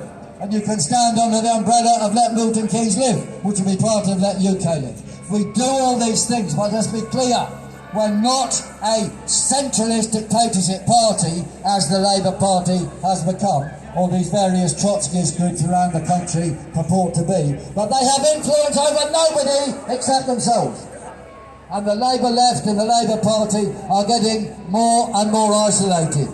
They talk to themselves they talk to themselves, but in reality there is no difference between the Labour left and Keir Starmer when it comes to the key issues of our time. They are one and the same traitors. Now, of course, the Labour left they want more of this, more of that, less of this, less of that, compared with Keir Starmer. But it is totally irrelevant when you look at the big picture of the dystopian attacks on the whole of the working class, and the Labour Party and the Tory Party have betrayed us all. So the key issue of division is between those who are fighting for the rights and interests of working people, that is the 99.9% of the population, and the globalist evil who want to control the world and reduce wages and rights all over. That is their solution, and that is what we are opposing 24/7. So what are we going to do on day one of anything? Well, we prepare now, and some of these things we should do anyway. But on the day that Boris says there's a new lockdown, what do we do then? That day, we take to the streets. Take to the streets. Take to the streets. Take to the streets. Take to the streets. And while you're out on the street, you look for something useful to do. Like one, take down the vac centres. All of them. All the vac centres. They are evil. They are absolutely evil. And as the undertakers have pointed out, the Delta variant is the jab itself. The jab itself is killing people. Look at the figures. And there's a new government report. Of course, it's hidden. We're in a limbo now between pseudo-democracy and fascism, where there is on the internet data which the powers that be actually do want to read. They don't want you to read it, but they do want to know. And it's spelled out on information sheet number 23, just released yesterday. It's crystal clear that you're at least 3 times more likely to die if you've been jabbed, die of COVID, if you've been jabbed, than if you haven't been jabbed. That is the government figures. And these morons, complete idiot, mentally deficient morons in the political parties say, no, we've got to have a few deaths in order to save what? They don't know what they're saving. They are utter fools. And we have to bring them down. Okay, so that's what you're going to do. Take down the vac centres. We have to take over the town halls. Look, if you've got people on the streets, you can go into these town halls. You just take them over. It's relatively easy to get through these doors. We got through this door yesterday, funnily enough. There was only 8 of us, so when these special operations police, who are armed, by the way, 24/7, to look after embassies. Oh, they're not here today. They're not on the M25 today, no. Well, we decided to go, because there was only 8 of us.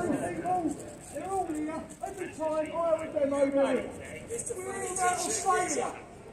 Yes, Australia citizen. Over there, right, it's Bush House, which is the friendly English people's, the friendly English-speaking people.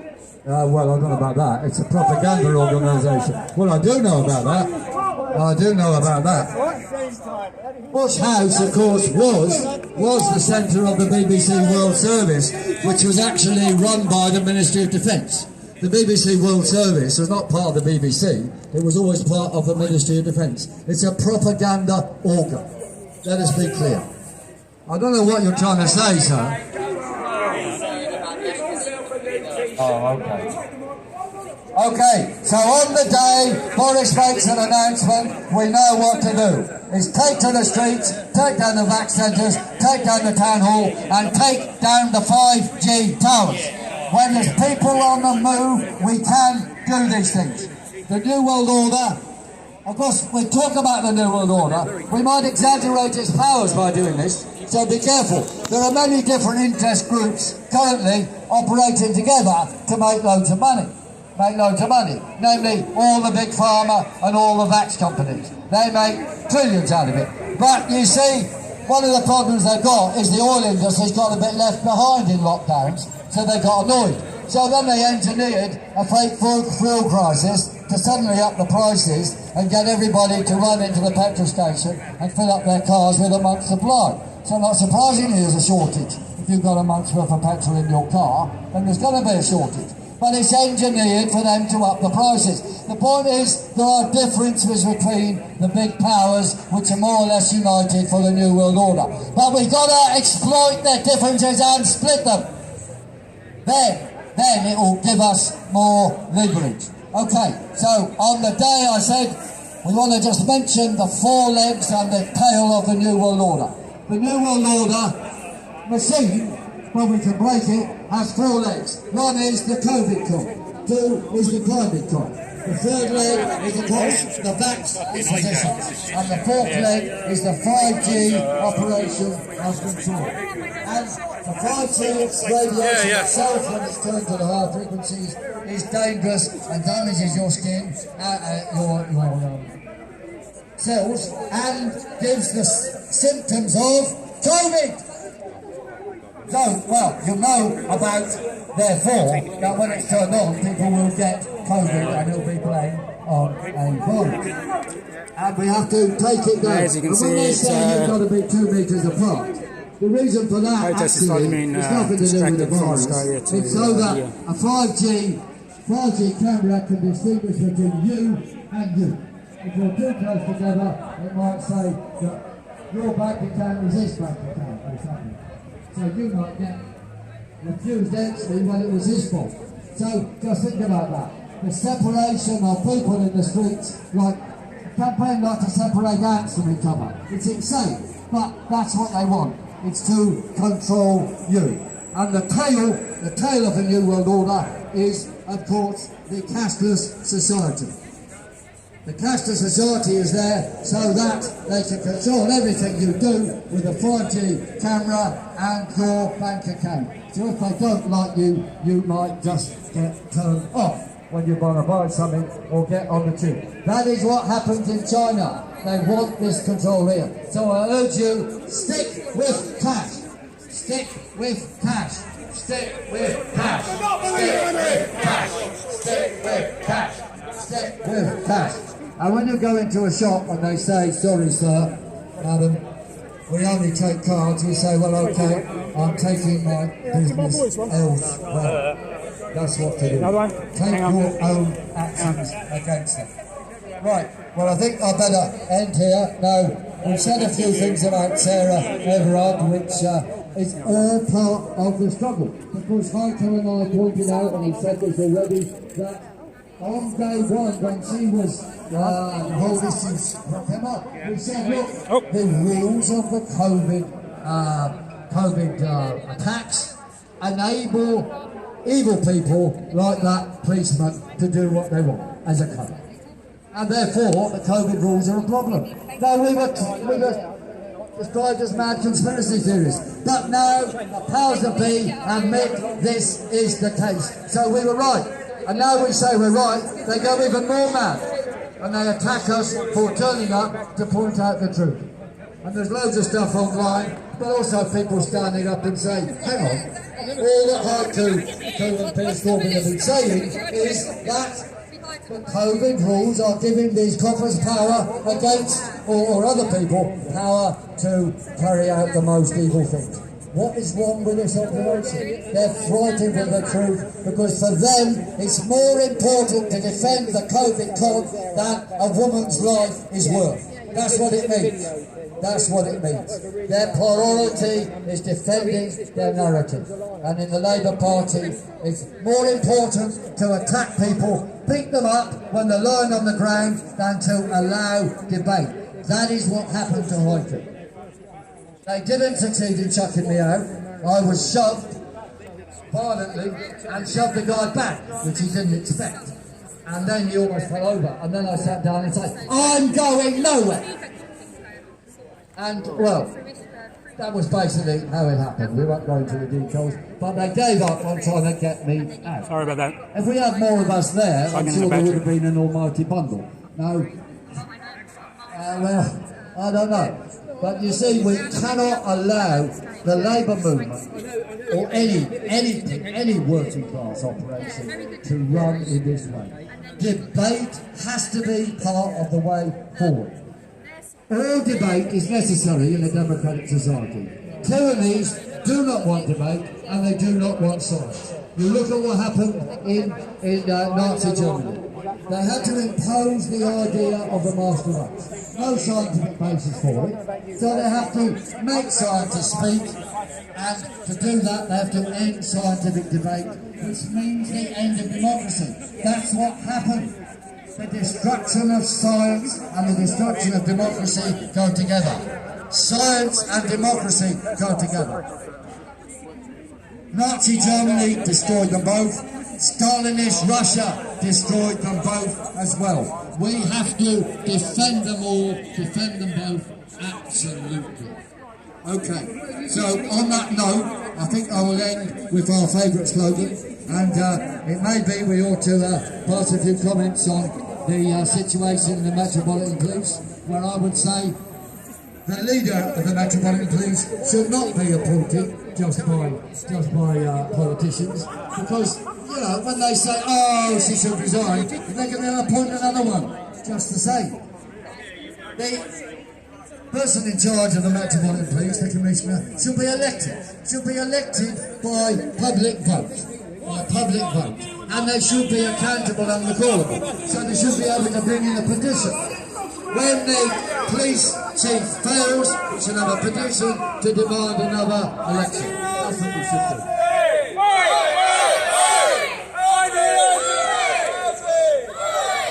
I don't know what we're saying.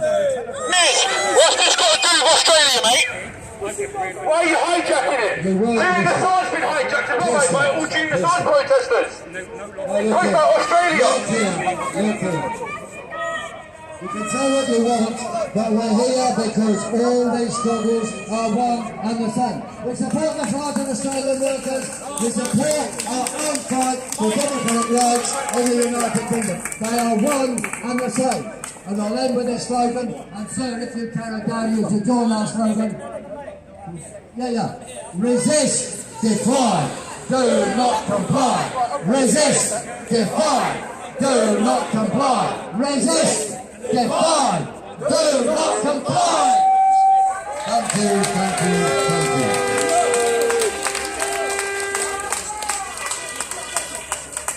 you. Look, we're all in favour of democratic discussion and debate. Whether people agree or disagree, got questions, question Piers, question me, question Gujarat, question any of us. We're all subject to democratic discussion and debate. We welcome it no matter what point of view you got.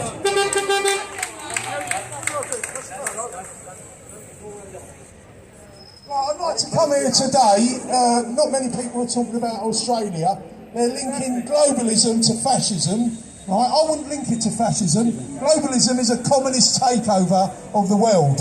Right? And fascism is a reaction to communism. It always has been. Right? But you might not agree with it. You might not agree with it. I don't agree with it. Now, what I'm here to say is that globalism is dead. I want to give hope to the Australian people.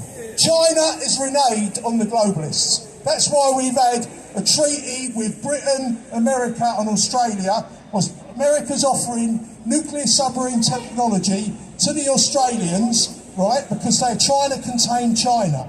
They have been given everything by the American corrupt, globalist American administrations. They've given access to American markets where Americans have got no access back in trade deals by traitorous presidents. And they've rushed this through after the collapse of the Soviet Union.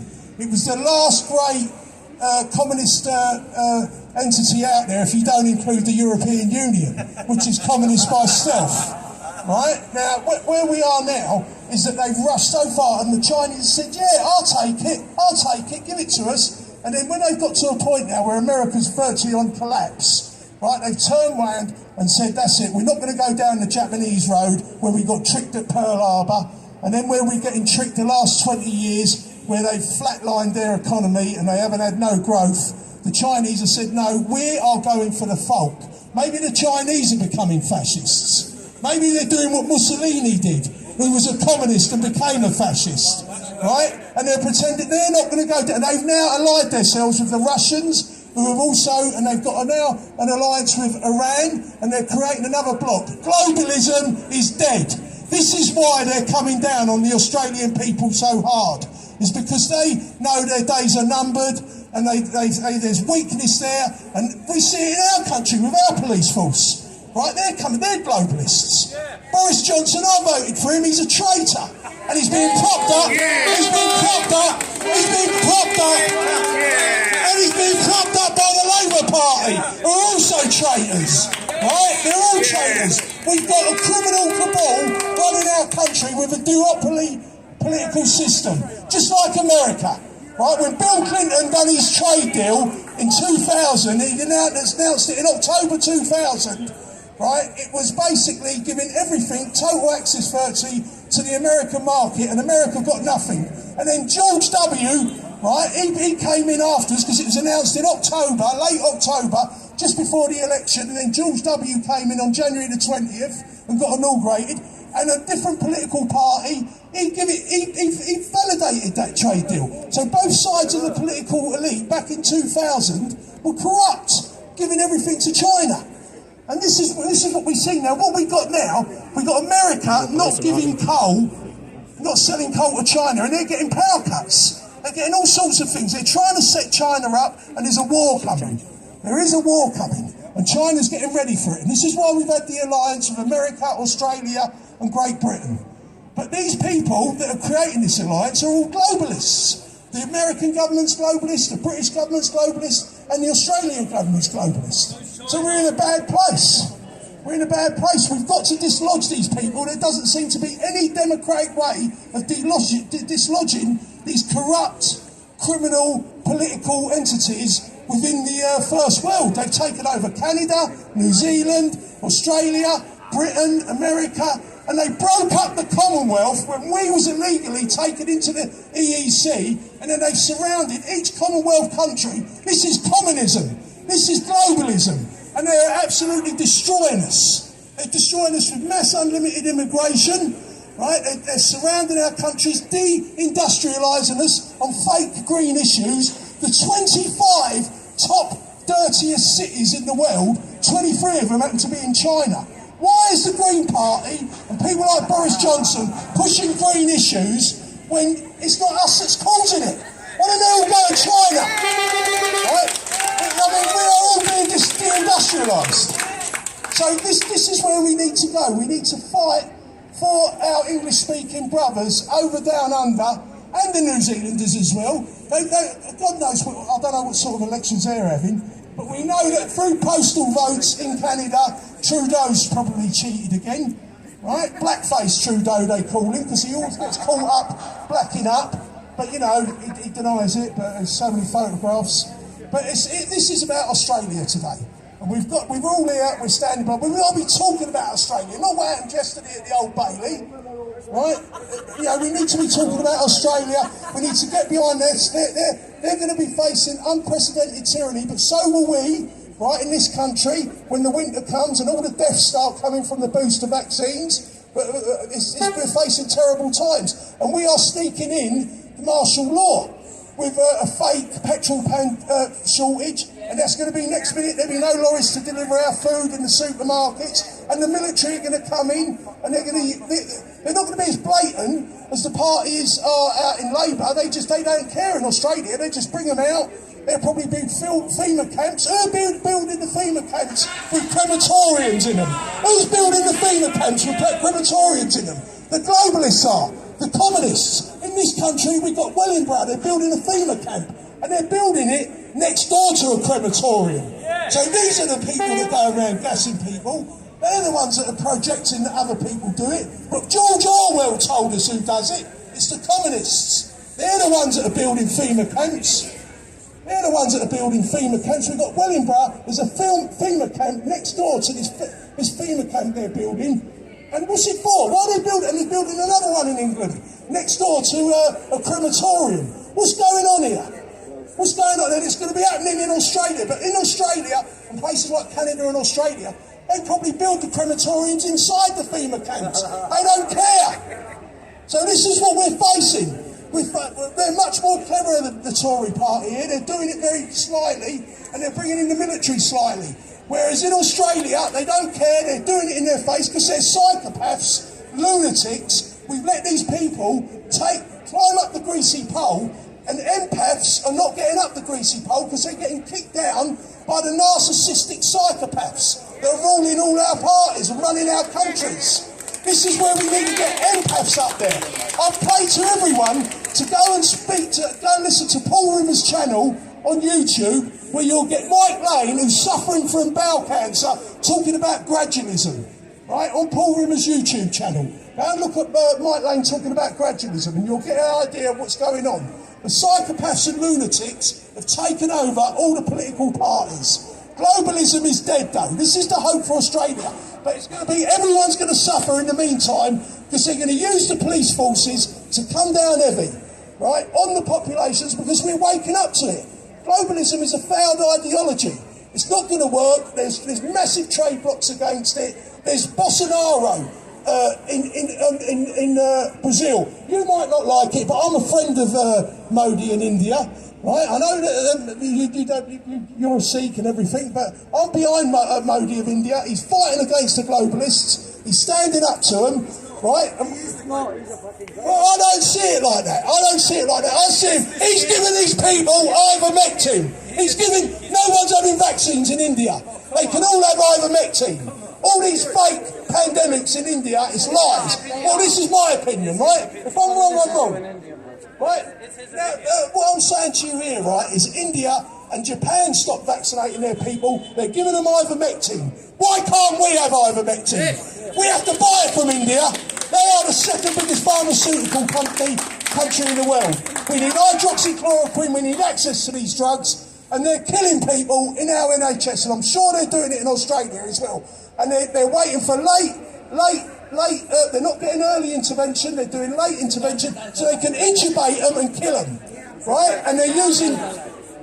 yeah, well, I'm having a little chat first. I mean, you're a serial, you go everywhere, right? You hijack every demo, right?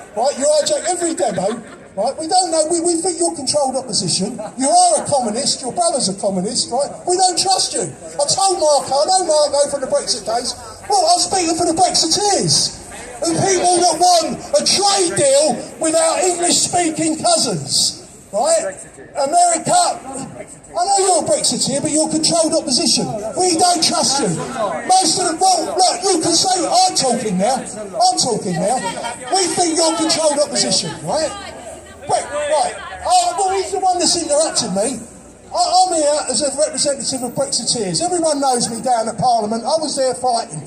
We wanted a trade deal with Trump's America. We didn't know the depths that these people would lower themselves to get rid of Donald Trump. And then Boris was all part of it so that he couldn't recognise Biden quick enough. Right? And then we have no trade deal with America. We want to build our maritime trade with Australia, with New Zealand, right? And it's been stopped, and they're blaming everything on Brexit. We need to come together. They've isolated the English-speaking peoples. They've isolated us, and then they've surrounded us, and they're destroying us one by one, right? And we have to now resist this. We have to come together, and with our American cousins that broke away from our British Empire. I heard people saying the British Empire was corrupted, and it was corrupted by globalists. The Rothschild bailed out the British in the Napoleonic Wars, and that's when income tax was brought into this world. And when the globalists under Rothschild took the Federal Reserve, they brought income tax into America in 1913. And this is the problem we've got. I'm pretty much finished now. I've got someone else over here. What? No, I've pretty much reached well, so I appreciate you letting me have a go. But you have to recognise you hijacked every demo. Every demo. And most of us don't trust you. Right? Is it necessary? Thank you very much. No, it's all right. Come on, it's okay. Look, he's had his say. I've just said it. Too much. Look, there's no proof of it. Let's just move on. Move on. Okay, look, please. We let him have his say. And I agree with a lot of what he said. He said he was going to just talk about Australia. But like me, he talked about many other things as well. because we are all Australia. We are all Australia. We are all Australia. We are all Australia. And it is a worldwide united front, a fight back. And let's be clear, it's not a choice between communism and fascism. These two tyrannies mean the same to ordinary people. We oppose them both. We want democratic accountability. And I think I'd like to hear from Jeff White here from Milton Keynes, and I'll give it to Gurcharan first. So thank you. And thank you, sir, for speaking. Whatever you said, thank you. First and foremost, I think we need to understand one thing. What we are fighting for is fundamental human rights and people to have their opinion. That's why the gentleman's opinion was as valid as anybody else's. As far as the facts are concerned, he mentioned about Modi fighting the globalists. I think what people don't understand, Modi, when they're talking about he's not vaccinating his people to death, he's actually starving his people to death and covering the up with COVID. This is a fact I've been trying to explain for years. What the Indian is doing is they're literally starving their own people and using COVID as the cover. This is the next second line. First you have the real, then you move. These demos always get hijacked by different groups.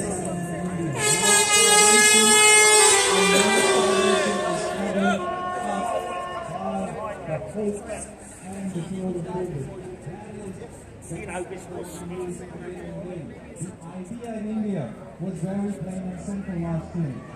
The Indian state was set to massacre millions and bring the entire globe to standstill. The number of people that want to starve If you don't mind, subscribe to the channel. have gone into the tens of millions. Got another protest I think next week. Of the Punjabi farmers which have their own direct food supplies throughout India, which has saved millions of lives.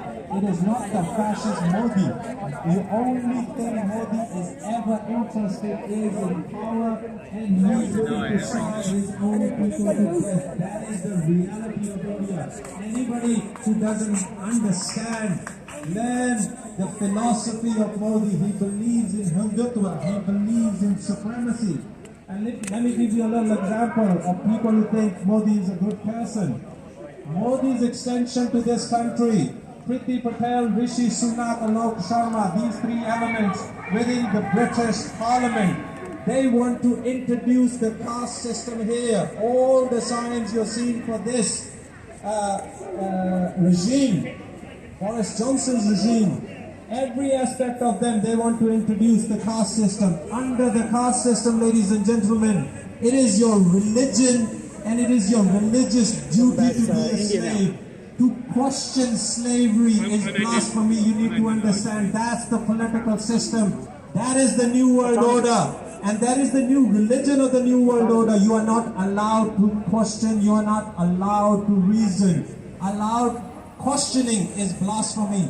And the day you question, you become an extremist. That is the new reality. That is the new reality within the Labour left. That is the new reality which we are facing throughout. So we need to have absolute clarity that this is a globalist system and every single country and every single people in the world are suffering under the same fascist regime.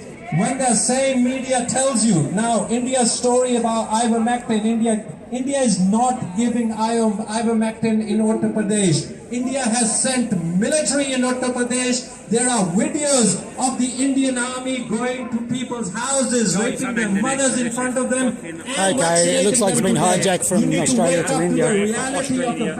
There's a few other streamers about to cut off as well and hijacked.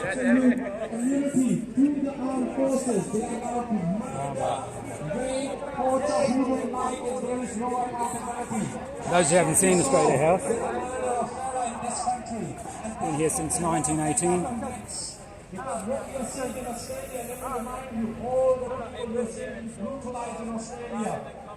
the people who are complying. It cost £1 million to build in 1918, about 15 million in today's money. But now the building and the land where it is, it's probably a couple $100 million at least. Good investment.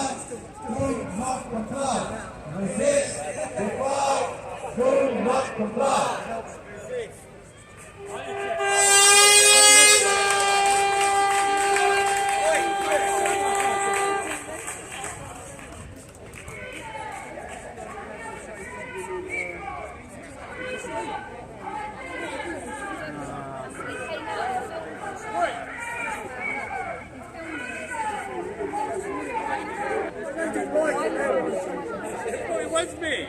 Yeah, I know. Mate, here's my twin brother over there.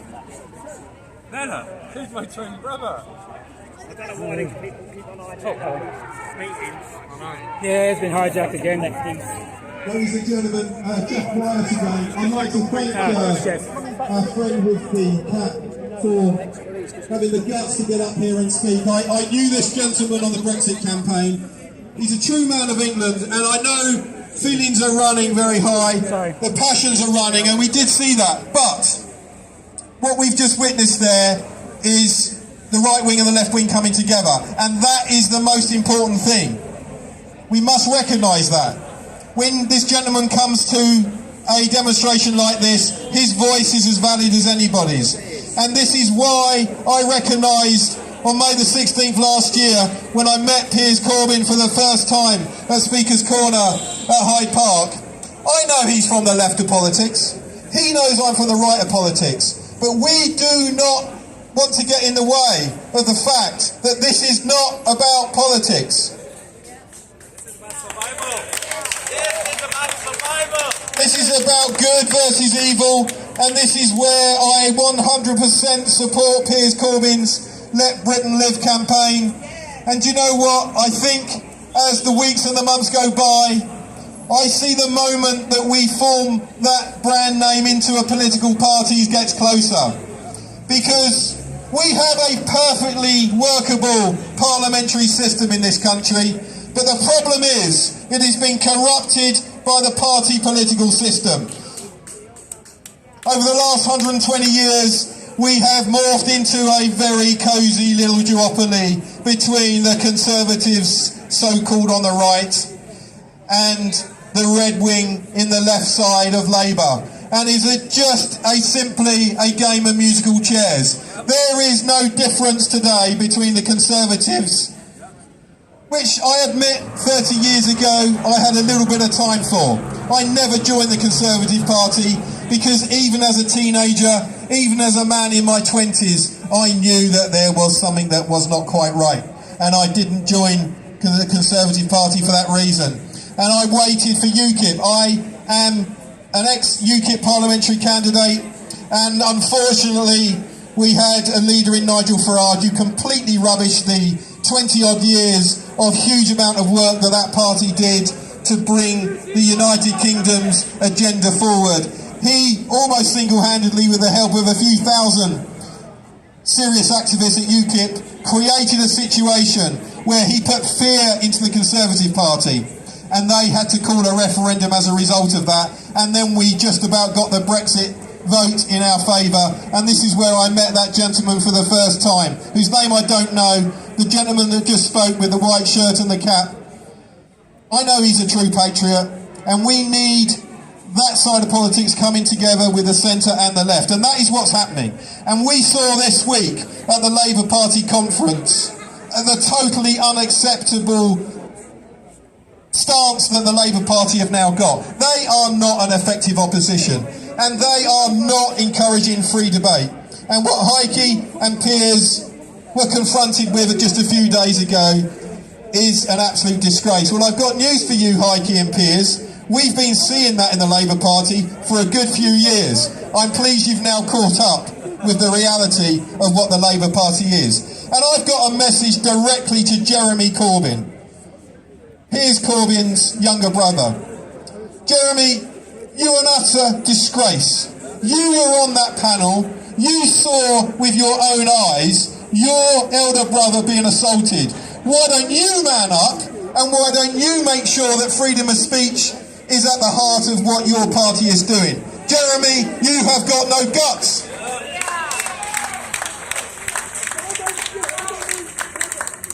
Anyway, enough on the Labour Party. We're here outside Australia House, and we need to remind ourselves why we're here. We're here to support our brothers and sisters in Australia who have been treated in a style, in a fashion that I can scarcely believe. Each day we are all seeing the videos that do come out of Australia because we are aware of the censorship and the gagging that is going on. Who would have thought that we would have lived in a time when free speech, which is what we're doing today, the main reason why I have come down today, in addition to supporting my friends in Australia, of which I have got many. Greetings Dennis in Sydney, greetings Roland in Sydney, greetings my friends in Perth.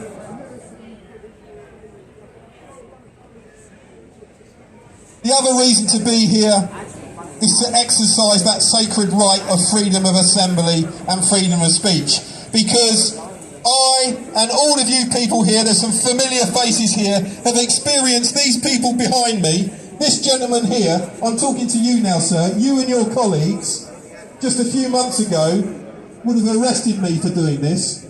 And that is totally unacceptable. I want you to go home tonight, look in that mirror, and think to yourself, why did I sign up to that oath? And let me remind you, you signed up to that oath primarily to protect my right and our right as free, in my case English, an Englishman's view, to act within the law.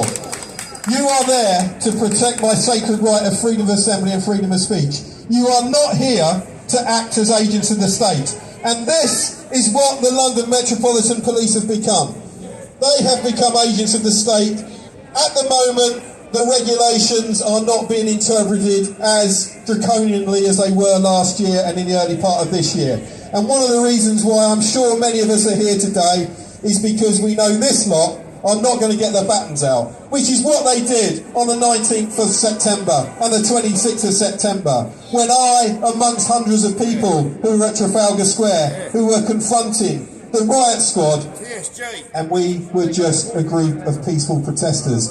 This is not what being English is about, but today, ladies and gentlemen, our brothers and sisters on the streets of Melbourne are still experiencing exactly that, and this is why we're here, is it not?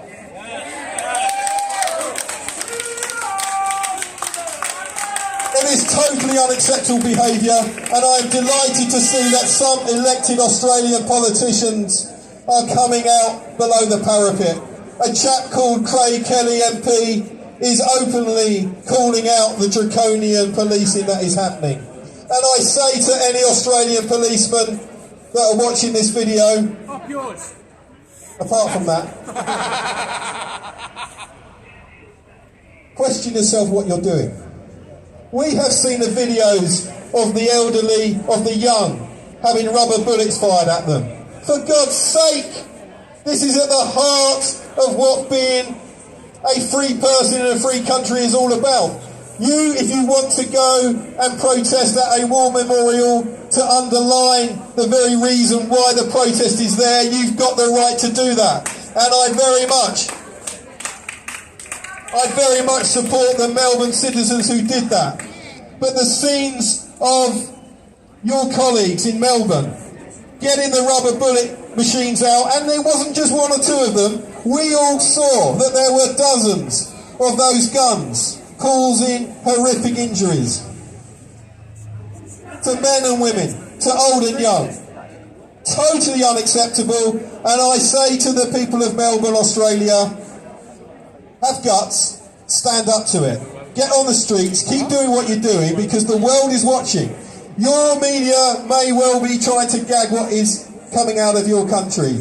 Your government may well try to gag and censor the media footage that is coming out. But we live in the age of social media, and the genie is out of the bottle. And it is up to people like us in this country to forward on those images, because that is our chief weapon. And we must use that, because we can no longer rely on the media, can we, ladies and gentlemen? What are the BBC? Liars and traitors. And we have the most Orwellian reporter, new appointment in Mariana Spring this year, who has been appointed as disinformation reporter. What a complete joke. That woman is a disgrace to journalism. What she should be, and I say again, this is about the 6th time I have invited Mariana Spring, who criticised one of my placards. My friend Kayra is holding up the placard today, which on the other side says, "No Gestapo policing." And one of my placards, Mariana Spring, said, "I'm stupid." At this point, I always say, "Am I stupid? Do I look stupid?" No, you don't. I'm not, I assure you. I am completely sane. I'm very, very concerned about what is happening in our world, and this is why we've got hundreds of people in central London today supporting our Australian friends, because we've got traitors like Mariana Spring trying to stop me from doing this and you from doing what you're doing.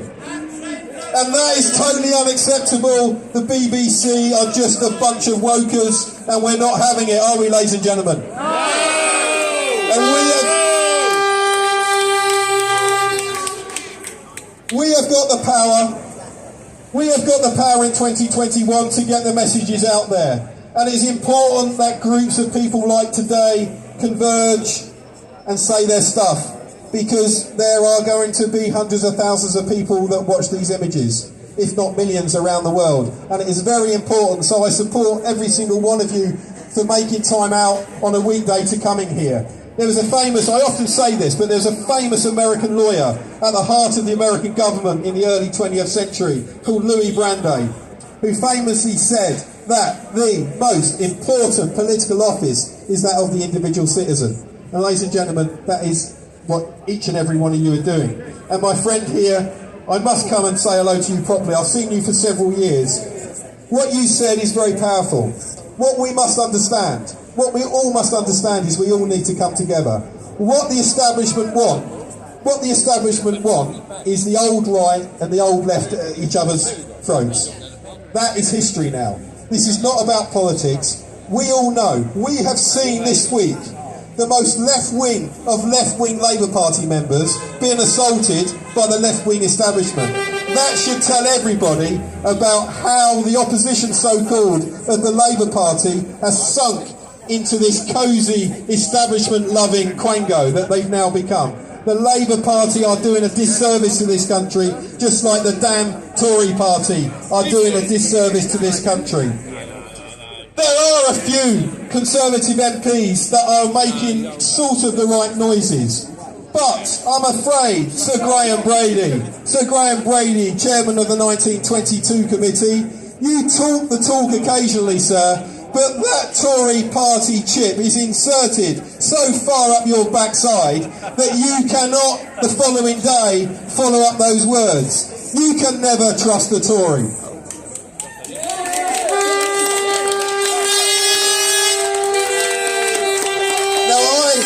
I've got in a lot of trouble this last year and a half for two reasons. Calling out the Tory party for what it is, because a lot of my friends are Conservative Party members and voters. I used to vote for the Conservative Party a long time ago. I stopped voting in 2010 because I realised it's been a very slow process for me to wake up to the tyranny of the New World Order. It took a leap forward on 9/11. We all know what happened on 9/11. It took another leap forward with the Brexit campaign. We haven't got Brexit. We've got Brexit in name only. This is all part of the New World Order trying to control. They're trying to control what the people are doing. And we, although we had the vote, we had the whole establishment, including the Queen. I used to be a royalist. I am no longer a royalist, because what the Queen has done...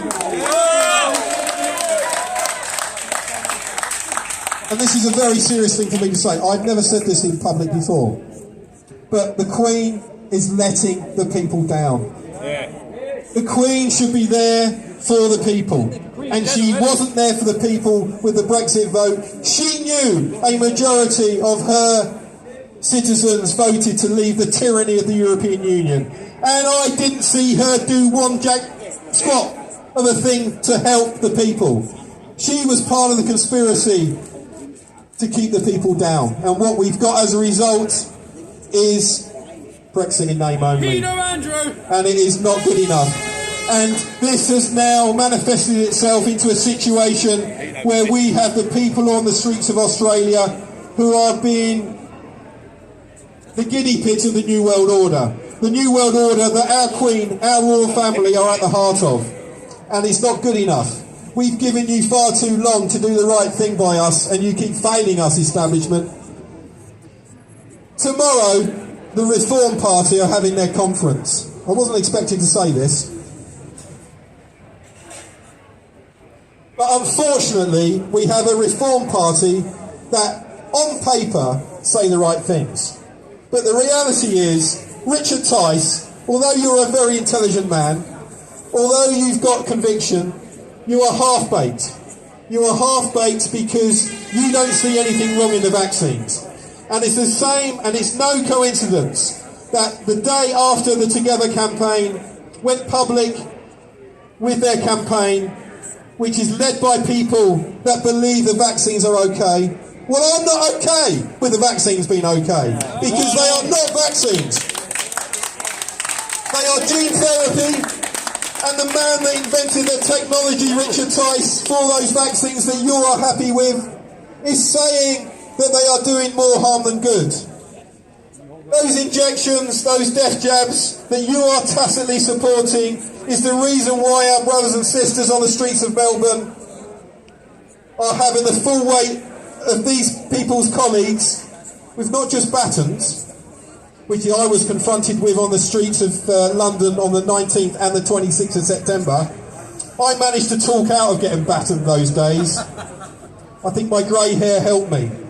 I literally eyeballed a TSG officer and said, "What are you going to do? Hit me?"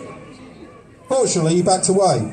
But I had friends to my left and friends to my right who were not so lucky. This gentleman, again, is a face that often crops up. I know he literally had blood on his face on one of those days because he was in the wrong place at the wrong time. You obviously didn't talk to them sweetly enough.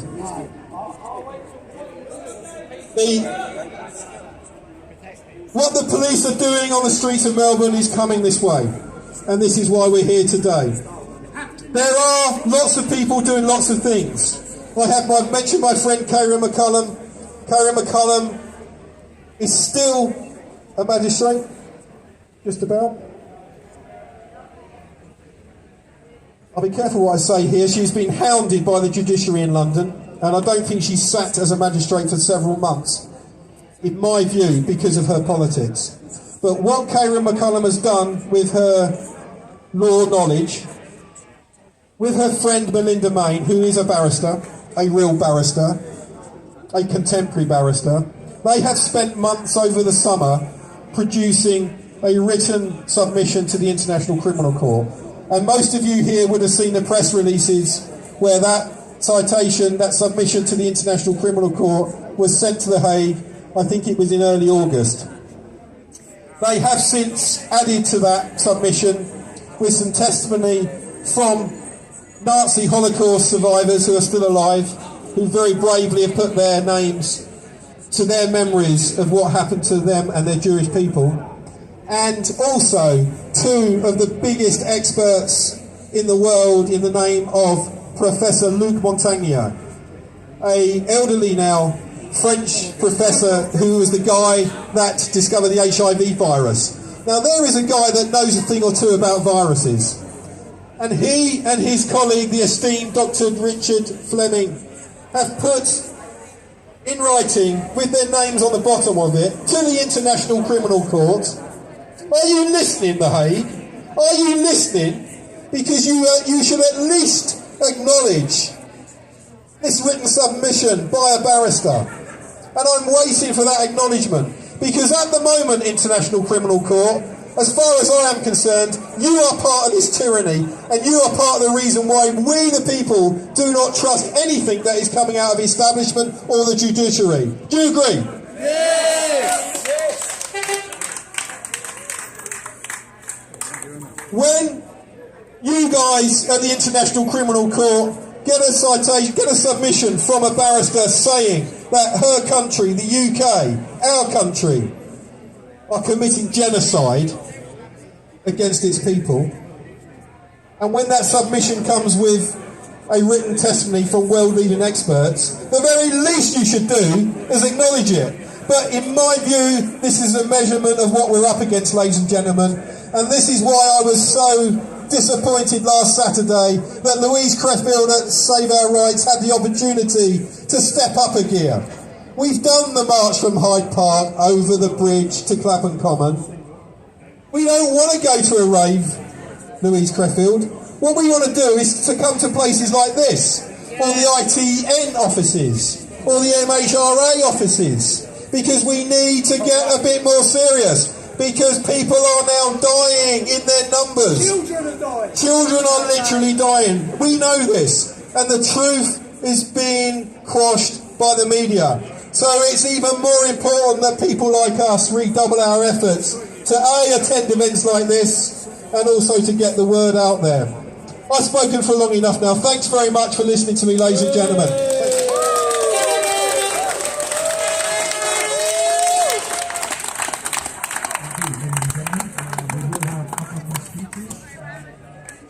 We have other action plans at the House as well. We just have really any of you would like to join after this meeting with our commission, you're very welcome to join as well. And we have a couple of other speakers. Firstly, I don't know your name, but okay.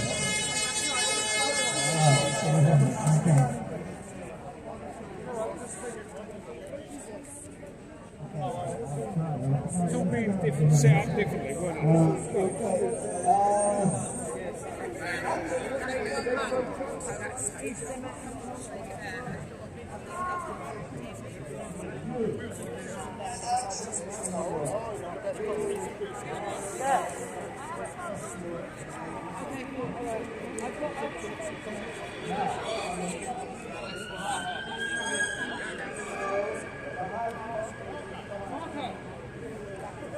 You can do it. Stop, sir? Yep, I am.